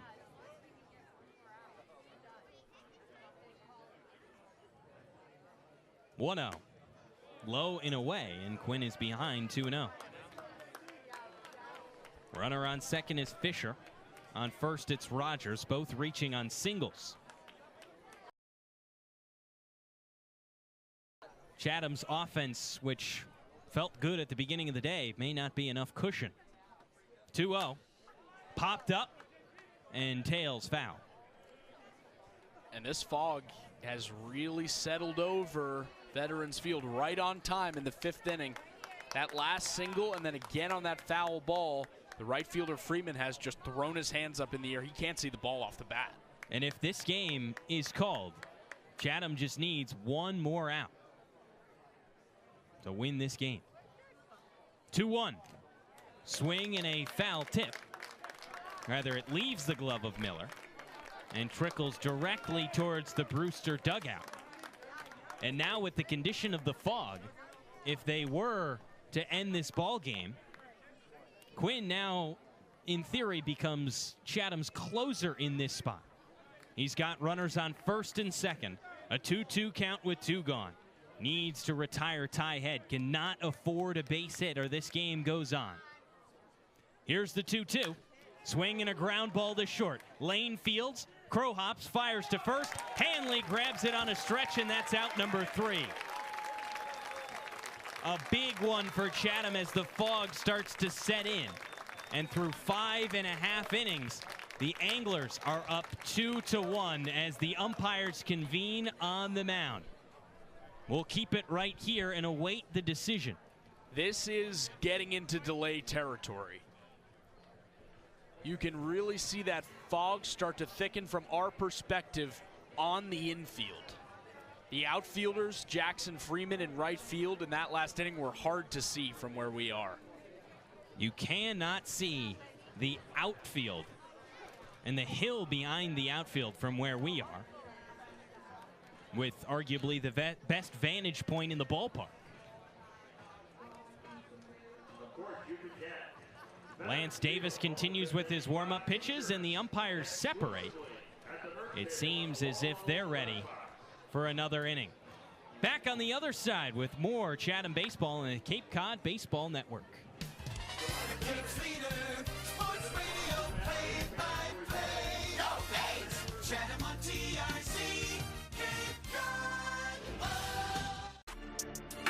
You can make any bat feel lighter by adding a velo puck knob. Instead of having to go get a whole entirely new bat, you can simply add the puck to it. Players can use this with any bat. It's basically going to shift the weight of the bat a little bit more towards the hands. Players are able to hit the ball a lot harder just by simply adding the puck on.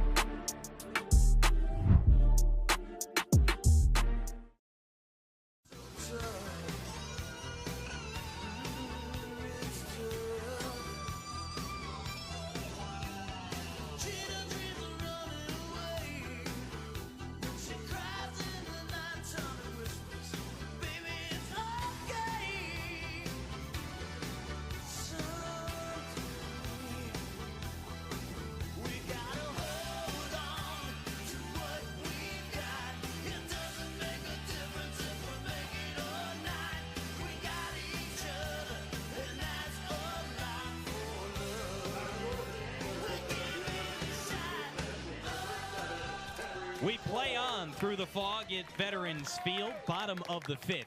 Chatham on top 2-1. It's the top of the A's order, Henry Ford, Gavin Gallagher, and Ethan Mendoza to face the righty Lance Davis. First pitch, low and away. Slider is ball 1. All it takes sometimes is one fly ball up into the fog, an outfielder can't find it, and that's it. There was a chance that it could have ended in the last frame with these conditions. 1-0. Low and away yet again. 2 balls and no strikes. Remember, and this fog in the last minute or so has only gotten worse. Now the outfielder's virtually invisible. 2-0. Low and in. Ball 3. Now remember, because the Cape League goes by NCAA rules, a game cannot be called until it's first delayed. So they would go into a fog delay, try to wait it out, and if it doesn't lift, then they would call it. 3-0 to Ford. Low and outside, ball 4. A 4-pitch walk in the leadoff spot for Henry Ford. It's his second time on base today. Chatham ought to be rooting for the fog at this point. This is an official game through 4.5 with the home team up. The A's up 2-1. Some insurance here couldn't hurt either. Gavin Gallagher stands in from the right side.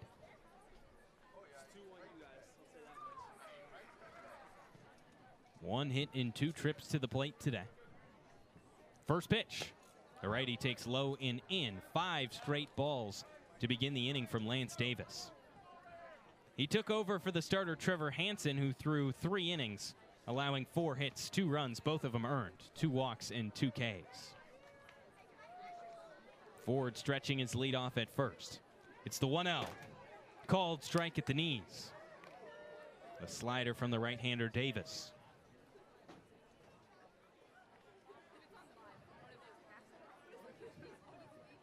If this game were to be delayed by fog, it would be the first such delay at Veterans Field this year.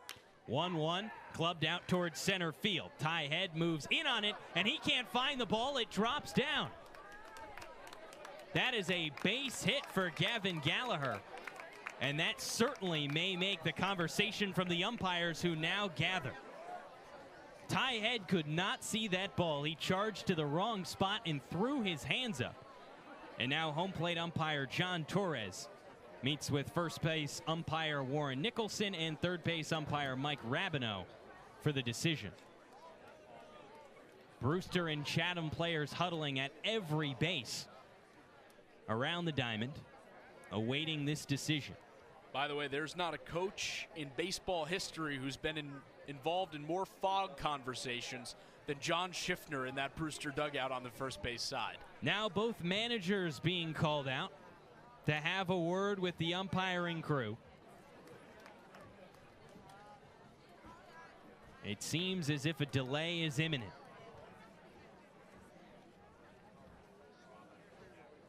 You can hear the buzz throughout the crowd.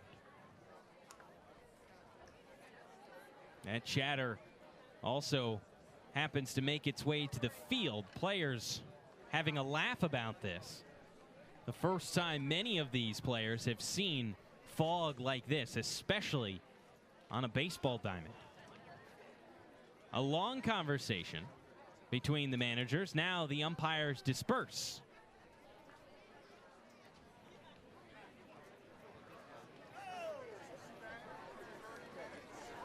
And a 30-minute delay has been issued. The first fog delay of the season at Veterans Field. And with John Schiffner in attendance, it could not have come at a more perfect time. That doesn't mean our coverage is over, though. On the Cape Cod Baseball Network, we'll have plenty for you throughout the fog delay. You'll have to stick around. Back in just a moment for more Fog Day shenanigans on the Cape Cod Baseball Network. Stay right here.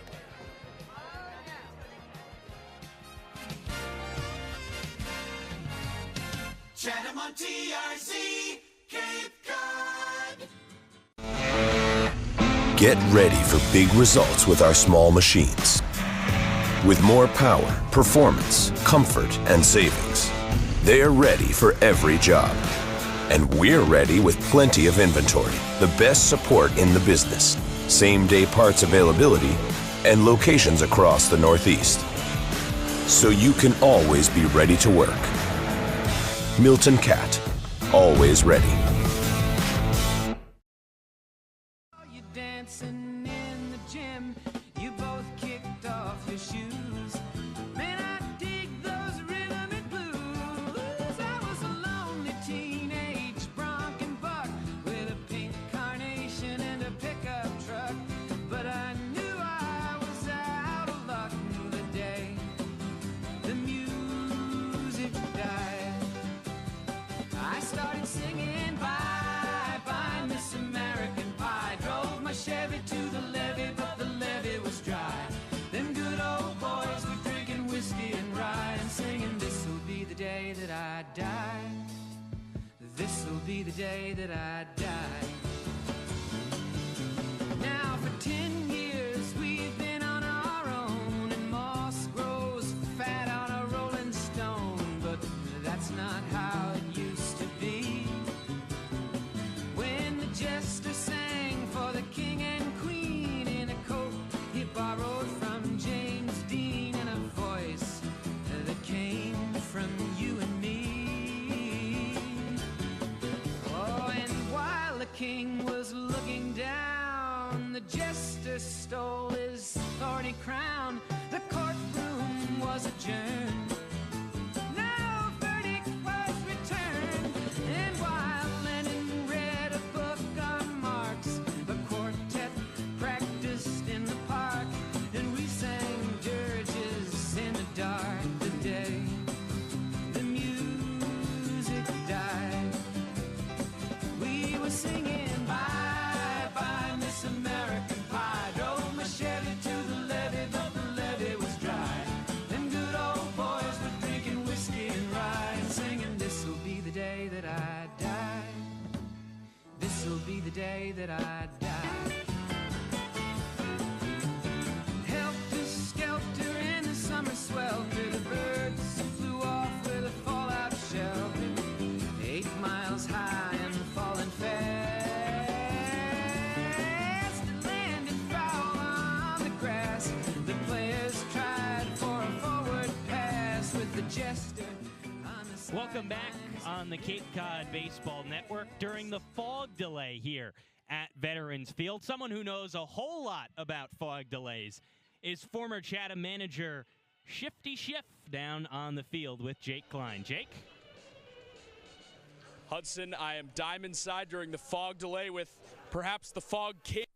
Former manager John Schiffner is with us. Schiff, of all the fog you've seen over the years at Veterans Field, where does this stack up? This is a pretty good one. You know, I told everybody when the firehouse disappears, it's bad. And it's bad. The firehouse is gone, so it's pretty bad. The one thing I used to tell the guys, don't shut it down. There's so much about fog. It's temperature, it's dew point, it's wind speed, and it's also what the tides are doing.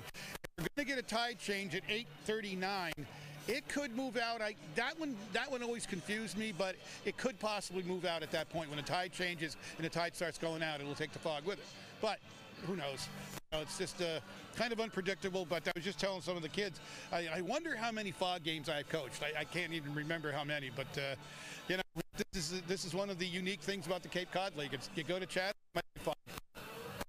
I want to ask you about how you used to manage your pitchers during the fog game, because you got Chatham's JT Quinn right now, who just lost his perfect game in that 5th inning. Pitch count's still relatively low. How did you handle pitchers during fog? The pitching coach and I would get together with him and say, okay, how do you feel right now? Good. How do you feel 10 minutes later? How do you feel? Good. 10 minutes later, how do you feel? I'm starting to stiffen up. Okay, shut them down, get somebody else loose, because because you're making a change in pitching, you could get extra pitches at that point. But you have to figure out the delays, how long the delay is or was it only a 10 or 12 minute delay, then you might be able to throw them out there and get them hot. But it's a full 30 minutes, and then maybe they push it another 30, you're more than likely that guy that was on the mound is done for the night, and you got to get somebody else loose.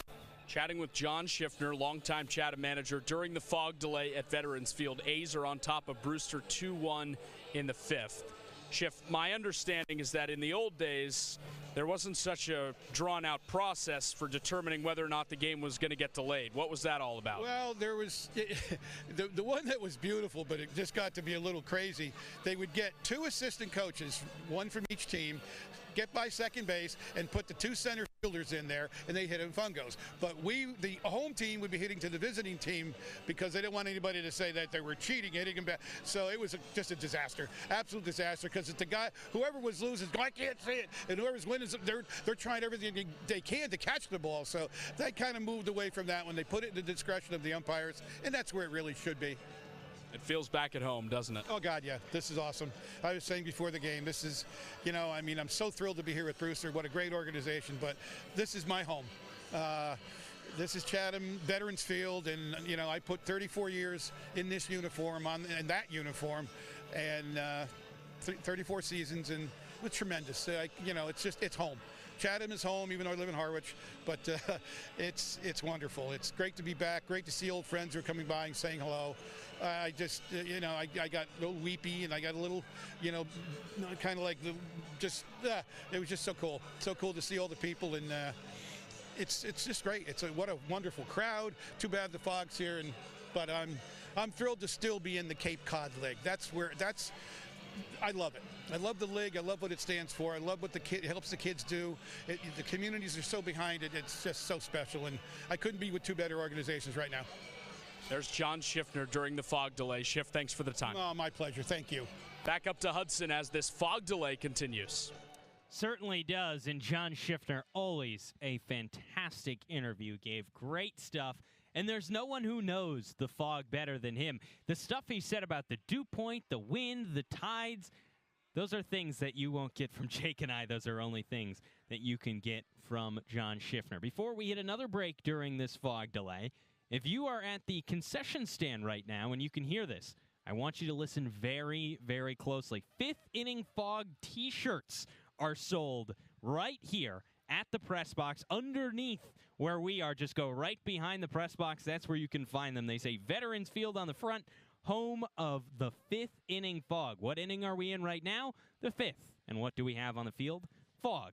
More on that fog when we return on the other side. Keep it right here on the Cape Cod Baseball Network.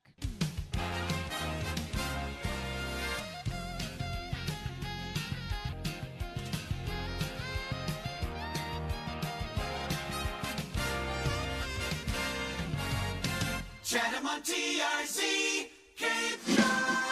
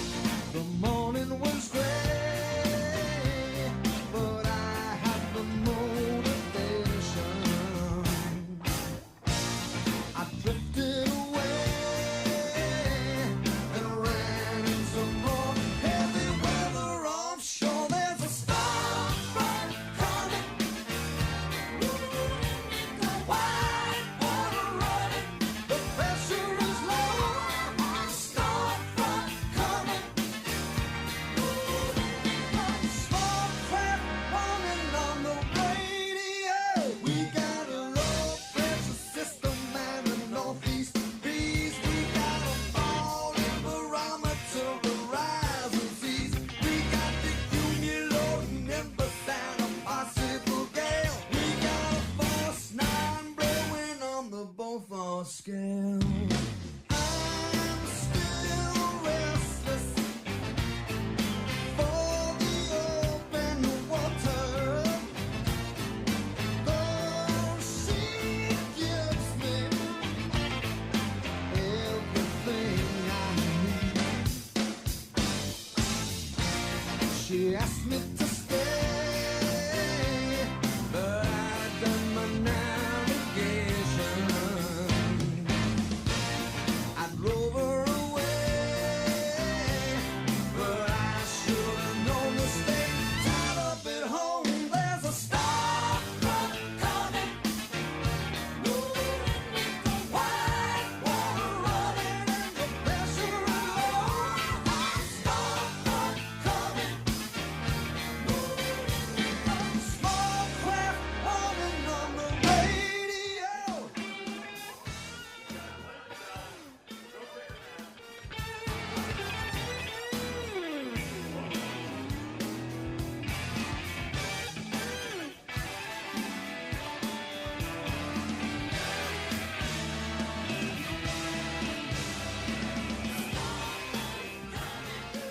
Welcome back into Veterans Field during the fog delay here. We welcome you in to the press box. Jake, right now, if this game finishes, it would be final. For those who don't know why that would be based on the Cape Cod scoring, why is that? Well, a game's official after 4.5 innings if the home team is ahead. That's why it was so consequential that JT Quinn just stranded that runner in scoring position right there to end the Brewster half of the 5th inning, because that means this game is an official game. If this fog doesn't lift and the game is called, Chatham wins 2-1. So even though it was only the 5th inning, that was a consequential out for JT Quinn. He essentially became the closer in that situation. The funny thing is, Game 1 of the season, I know we mentioned it a lot on the broadcast, there were some fluky things that happened in Game 1 of the season. And then Game 2 for JT Quinn, a couple of fluky things as well. Both of those games ended up being losses for Chatham. And now you just can't get a normal JT Quinn start because he comes out and it's the first fog out of the year. And then all of a sudden, though, this would be a win for JT Quinn. He's in position. Sure would be, but it's all going to depend on what happens out there. Chatham is ahead 2-1 in the 5th inning over Brewster at Veterans Field. First fog delay of 2025. Hudson, we just heard John Schiffner, who told me it's kind of up to the pitching coach, kind of up to the pitcher, of whether or not the pitcher generally returns after a fog delay. Well, I talked to Brett Doe, the Chatham assistant coach on the field. JT Quinn will not return to this game. His night and his Chatham A's career are over. 3 games pitched for JT Quinn on a limit coming in from Georgia, and he made good work in those 3 games, showed off a lot of the stuff. Today, it was the curveball for JT Quinn. The first couple days, it was the slider. His pitch mix has become more vast as he tries to work in that changeup. He's putting himself in really good position as the draft approaches, but even after that, on his way back to Georgia, things are really picking up for JT Quinn. Yes, certainly. He has made quite the impression ahead of the Major League Baseball draft, which of course is in mid-July, as it has been the past couple of years. Productive trip to Cape Cod for JT Quinn. Certainly has been a productive trip to Cape Cod. Right now, still dealing with the fog delay, as it was 30 minutes, and we are waiting ever closer to that decision time as the fog is somewhat lifted on the infield. But if you look past through the outfield, you still really can't see anything. Still no firehouse, and that is what John Schiffner says is the mark of what is a fog out or not. All righty, we will be back in a few minutes of time to give you a whole lot more on this fog out. What's going to happen? Do we know? Who knows? We'll find out on the other side. Don't go anywhere. It's the Cape Cod Baseball Network. Chatham on TRC, Cape Cod.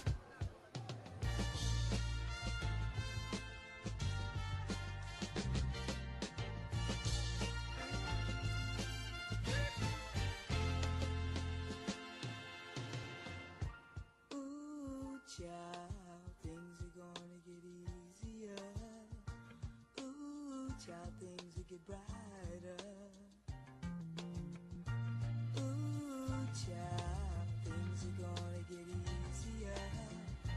Ooh, child,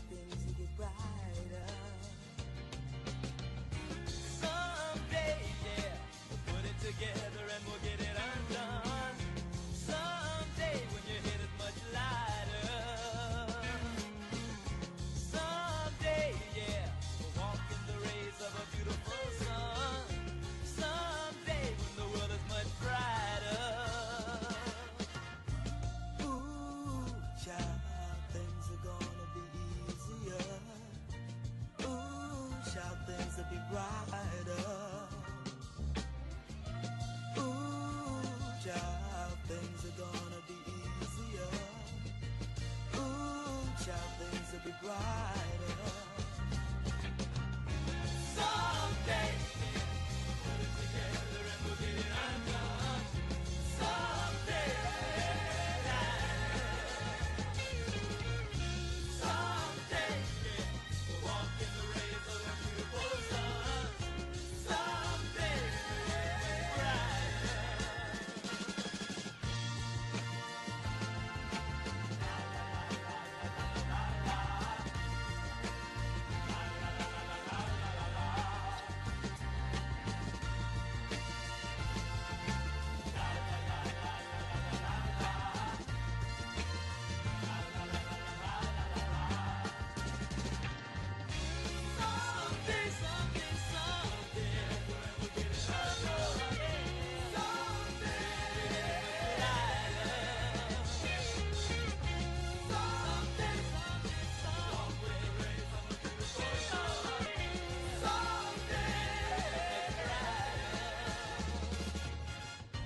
ooh, child, things are gonna get easier.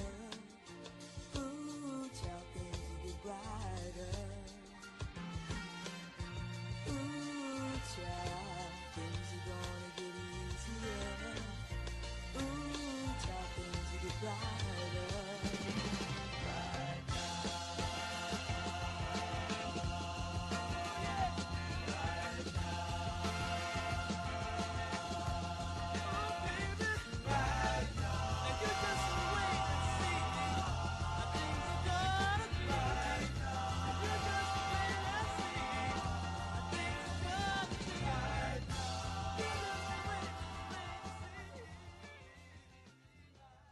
Welcome back into the Cape Cod Baseball Network. In the middle of the fog delay, about 20 minutes in, the decision will be made at around 30 minutes into the delay. So still a little bit of time to wait, but while that happens, I'll update you, for those who cannot see this fog, on what it currently looks like. The infield has better visibility than it did when the game was originally delayed, but the outfield is still virtually invisible, especially beyond right field. Cannot see the firehouse, and now the umpires have reappeared and are talking with both managers.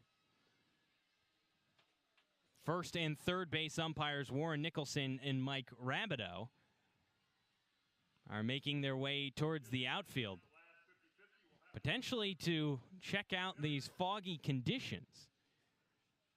We will keep it here as they do so. Or not. We'll be back in just a moment with a very special guest on the other side. You won't want to miss it on the Cape Cod Baseball Network.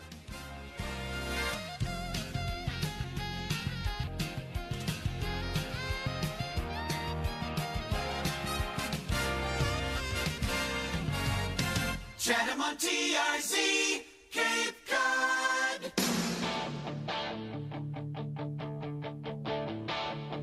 I got my first real six string, bought it at the 5 and dime, played it till my fingers bled. Was the summer of '69. Me and some guys from school. Welcome back to Veterans Field, and we are just getting word from the umpires in center field that this game has been called. They just came in from the center field fence and started waving their arms. So that may be the ball game here at Veterans Field. We'll keep you updated. If it is, it's a 2-1 Chatham win over Brewster. But for now, we are joined in the Veterans Field press box by a very special guest. It's Jim Schlossnagle, head coach of the Texas Longhorns. Coach, how are you? Doing well. Thanks for having me on, man. This is awesome. Awesome to be up here. Not the fog's not great, but it feels good compared to our hot temperatures in Austin. Yeah, we had 91, 92 degrees earlier this week, and we were freaking out. Dennis Cook was like, no, this is just a normal fall day for us. Yeah. It feels good to be up in the Cape, though. So what's your history coming to Cape Cod? Obviously this is the heart of summer baseball, and over the last however many 100 years, 80 years, and in college baseball. So, as an assistant coach, used to come up here and watch our players from Tulane, and then as a head coach at UNLV, TCU, and A&M, have just always enjoyed coming up here to check on our players. The transfer portal now is part of this, but I've also been up here for vacation. Came up to Brewster for a wedding last year and spent 3 or 4 days. So I enjoy the Cape. That is officially the ball game, by the way. They have called it. Chatham is a 2-1 winner over Brewster, shortened by fog in 4.5 innings. It is a 2-1 Chatham win at Veterans Field. The A's go to 4-5-3. Coach, what does Cape Cod baseball mean to you? Like I said, this is the heartbeat of summer baseball. Just so many great players, great coaches, obviously future Major League Hall of Famers, just everything. And I think it's just it's true amateur baseball. Kids really enjoy being up here. How the families treat them, how people like you guys treat them, and it's just it's pure. It's a pure game that we could probably use a little more of in college baseball these days. You've got a Chatham A in Ethan Mendoza from your Texas Longhorns. What do you like about Ethan's game? Ethan's he's a throwback player. He's got a great baseball IQ. He's a really good infielder. He's a very instinctual base runner. Got great bat-to-ball skills. He's just a really, really good competitive player and a big part of our club. Was a leadoff hitter for us on an SEC champion team, and certainly going to be a big part of our team next year. I'm curious, in this age of college baseball, when you got the NIL involved and the transfer portal involved, how much of your trips up to Cape Cod now are like recruiting versus just coming to watch your guys? Yeah, I mean they're both. There's no question whether you're watching a player that's in the portal or trying to establish a relationship. It is what it is. I mean, we don't make the rules. We just have to live by them, right? So, in a perfect world, probably wouldn't have it this way, but at the same time, it is what it is. So we'll come up here and spend some time with some guys. We have a couple players from some other teams that are transferring into Texas, and so this is a good opportunity for me to run up here and spend time with them and get to know them. Carson Tinney, one of those guys on the Brewster Whitecaps tonight. Dennis Cook, of course, the Chatham manager, is a former Texas Longhorn. What's your relationship like with Dennis? Good, yeah. I've known Dennis. His son played for me at TCU, actually. Asher played for us at TCU, and so I've known his family for a while, and he was certainly, I watched his career both in college and in the big leagues. Awesome. Well, that's Jim Schlossnagel, head coach of the Texas Longhorns. Coach, thanks for joining us. You got it. Hook 'em. That's right. Hook 'em Horns. It's a 2-1 Chatham winner at Veterans Field, shortened by fog. We will have an early Anglers Extra post game for you coming up in just a few minutes. Hudson Ridley will have an interview Diamond side, and we'll have the highlights from a fog-shortened Chatham victory, 2-1, the final score over the Brewster Whitecaps. You will not want to miss this. It's the first fog delay and the first fog-suspended game of 2025. It ends in a Chatham victory, 2-1. JT Quinn goes the complete game, pitches 5 innings, allows just 1 run, and helps the A's to a 2-1 fog-shortened win over Brewster. Anglers Extra, the post-game show is next. Don't go anywhere. You're listening to it right here on the Cape Cod Baseball Network. Sports Radio, play-by-play. Go A's, Chatham on DRC.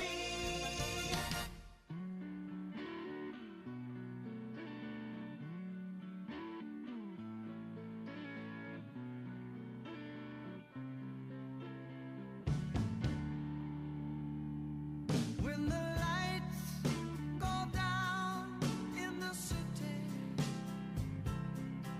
and the sun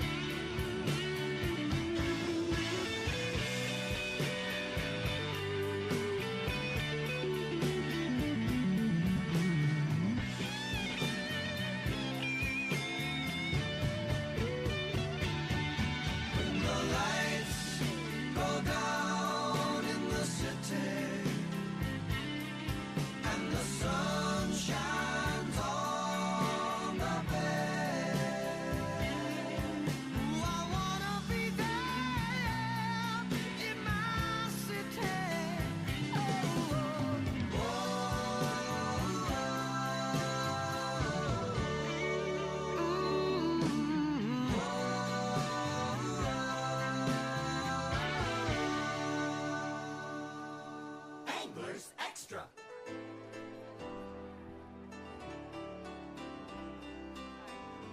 Welcome back to Veterans Field. It's a 2-1 Angler win, shortened by fog. Just 4.5 innings played, and the A's win 2-1. JT Quinn pitched the whole ball game, and he's with Hudson Ridley right now by the diamond.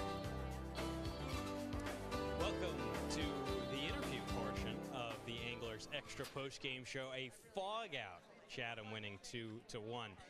JT Quinn joining me here. And JT, when that fog starts to roll in, what was going through your mind? Baseball's white, the fog was white, so I figured it'd be pretty hard to hit at that point, honestly. So just kept throwing the ball in the zone. Do you think that helped, the baseball being white, the fog being white? I don't know. I probably had something to do with it, but, you know, it was like a little fog. So. Have you seen fog like this? I have not seen fog like this. This is something to me. And, yeah, it just kind of rolls in, and, yeah, it's kind of freaky, honestly. Yeah. Did anyone tell you about the Chatham fog before the year? Yeah, they did. They warned us. I didn't think I was going to experience it. You just don't think that's going to happen to you, but, you know, it happened, so it's all right. And it sets you up with the win as well. 2-1 at the end of the day. You pitched the entire game of a shortened game. Picking up that win in the Cape Cod League in your last game, how does that feel? That feels good. Just getting a win for the team, and, you know, we're kind of on a roll right now, so, you know, we're just thinking about getting hot, so like it. Yeah. 2 in a row, 4 straight without a loss for this team. And now when you look forward, your time in Chatham is done after 3 appearances, but what will you remember about this time? I think just everybody here loving baseball, you know. We're all up here for a reason, and, you know, I think we all just love it and just want to keep playing, and, you know, they just want to keep watching, so I thought it was really cool. Just I really enjoyed my time up here. It was a lot of fun, and, you know, just meeting some great people, and, yeah, it was cool. It was really cool. So. Now some time off with the fog tonight. Any plans on what you're going to do? No idea, you know. We'll see. I don't know. We'll see. Plenty of things to do, even though the fog rolls over Veterans Field. JT Quinn and Hudson Ridley with you. Back up to Jake Klein with the rest of your Anglers Extra Postgame Show. Jake? Thank you, Hudson. So ends an excellent Chatham career for JT Quinn. He is going to depart to get ready for the Major League Baseball draft. He pitches the complete game. All 4.5 innings of it. 5 innings pitched for JT Quinn. He allows just the 1 run and helps Chatham to a 2-1 fog-shortened win over Brewster. It's time for your post-game highlights, brought to you, as always, by Touchstone Closing. And we will pick up in the bottom of the first after Quinn spun a 1-2-3 inning. In the top half, Jackson Freeman stepped to the plate with the bases loaded and 2 out. The 0-1. Smoked. Left field. Sear on the run. He can't get there. It drops and rolls toward the corner. Gallagher comes home. Fralick right behind him. Freeman into second. It's a 2-run double, and Chatham is on the board first. 2-0 A's in the bottom of the first. So Jackson Freeman, who smoked a triple as part of his 3-hit day last night in Bourne, picked up right where he left off. It was not for a couple of innings after JT Quinn lost his perfect game in the top of the 5th inning. Brewster finally had some traffic on the bases. Carson Kearse singled, moved to second on a wild pitch, and then with 2 outs, Cal Fisher came to the dish. And now fires. Golf clubbed into center field. It's a base hit. The windmill at third base. The throw in is not in time. It pulls Miller up the third base line, and Cal Fisher has driven in Carson Kearse. It's the first Brewster run of the day. 2-1 Chatham in the top of the 5th. So that cut the Chatham lead to 2-1 in the 5th. At that point, the fog was already pretty heavy, and as it got heavier, it became clear. Getting this game to the point of an official game would be critical for Chatham, and with 2 runners on and 2 outs, JT Quinn came up big. Here's the 2-2. Swing and a ground ball to short. Lane fields. Crow hops, fires to first. Hanley grabs it on a stretch, and that's out number 3. A big one for Chatham as the fog starts to set in. And through 5.5 innings, The Anglers are up 2-1 as the umpires convene on the mound. So the umpires got together after 4.5 innings. They elected to continue the game. Chatham came to the plate in the bottom of the 5th. Henry Ford walked, and then Gavin Gallagher stepped to the plate. If this game were to be delayed by fog, it would be the first such delay at Veterans Field this year. 1-1, clubbed out towards center field. Ty Head moves in on it, and he can't find the ball. It drops down. That is a base hit for Gavin Gallagher, and that certainly may make the conversation from the umpires who now gather. Ty Head could not see that ball. He charged to the wrong spot and threw his hands up. And now home plate umpire John Torres meets with first base umpire Warren Nicholson and third base umpire Mike Rabineau for the decision. Brewster and Chatham players huddling at every base around the diamond, awaiting this decision. By the way, there's not a coach in baseball history who's been involved in more fog conversations than John Schiffner in that Brewster dugout on the first base side. Now both managers being called out to have a word with the umpiring crew. So both managers did come out, and eventually they elected a 30-minute delay. That 30-minute delay turned into a game-ending fog cancellation. And that is how Chatham beats Brewster 2-1 in 5 innings at Veterans Field. We will welcome you back into the broadcast booth at Veterans Field in just a moment. Jake Klein alongside Hudson Ridley. And Hudson, doesn't hurt to save some arms and get a 2-1 win in the process. No, not at all, and especially because JT Quinn, that was his last game, and so now no pitcher that you'll have for the rest of the season pitched in this game. You get the win. Now that's 4 straight without a loss, back-to-back wins. And this team, with the bats starting to come alive, is finally crawling back. This is a good Brewster team. Second in the East, and they started off the season 6-0. Right now they're on a bit of a slide, but for that reason, that makes this Chatham win even bigger and by the thinnest of margins. JT Quinn turned into the closer there in the end. That was a whole lot of fun. So the A's pick up the 2-1 fog-shortened win over the Brewster Whitecaps at Veterans Field. That's all we've got for you tonight on the Cape Cod Baseball Network. It is a 2-1 Chatham win over the Brewster Whitecaps. The A's are right back at it tomorrow. They travel to Falmouth to face the Commodores. That's a 6 o'clock first pitch from Gov Fuller Field. And we are live at 5:40 for the Anglers Extra pregame show. For our producer, Beckett Calkins, my partner, Hudson Ridley, and our entire team in the Veterans Field press box, we thank you for tuning in. Back at it tomorrow from Gov Fuller Field. We will talk to you then.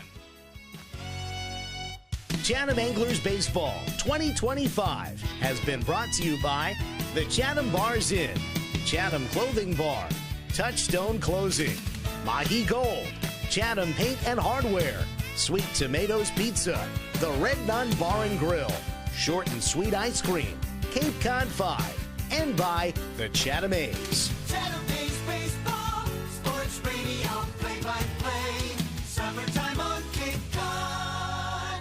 This has been an exclusive presentation of Chatham A's Baseball on TRZ Team Line. Chatham on TV.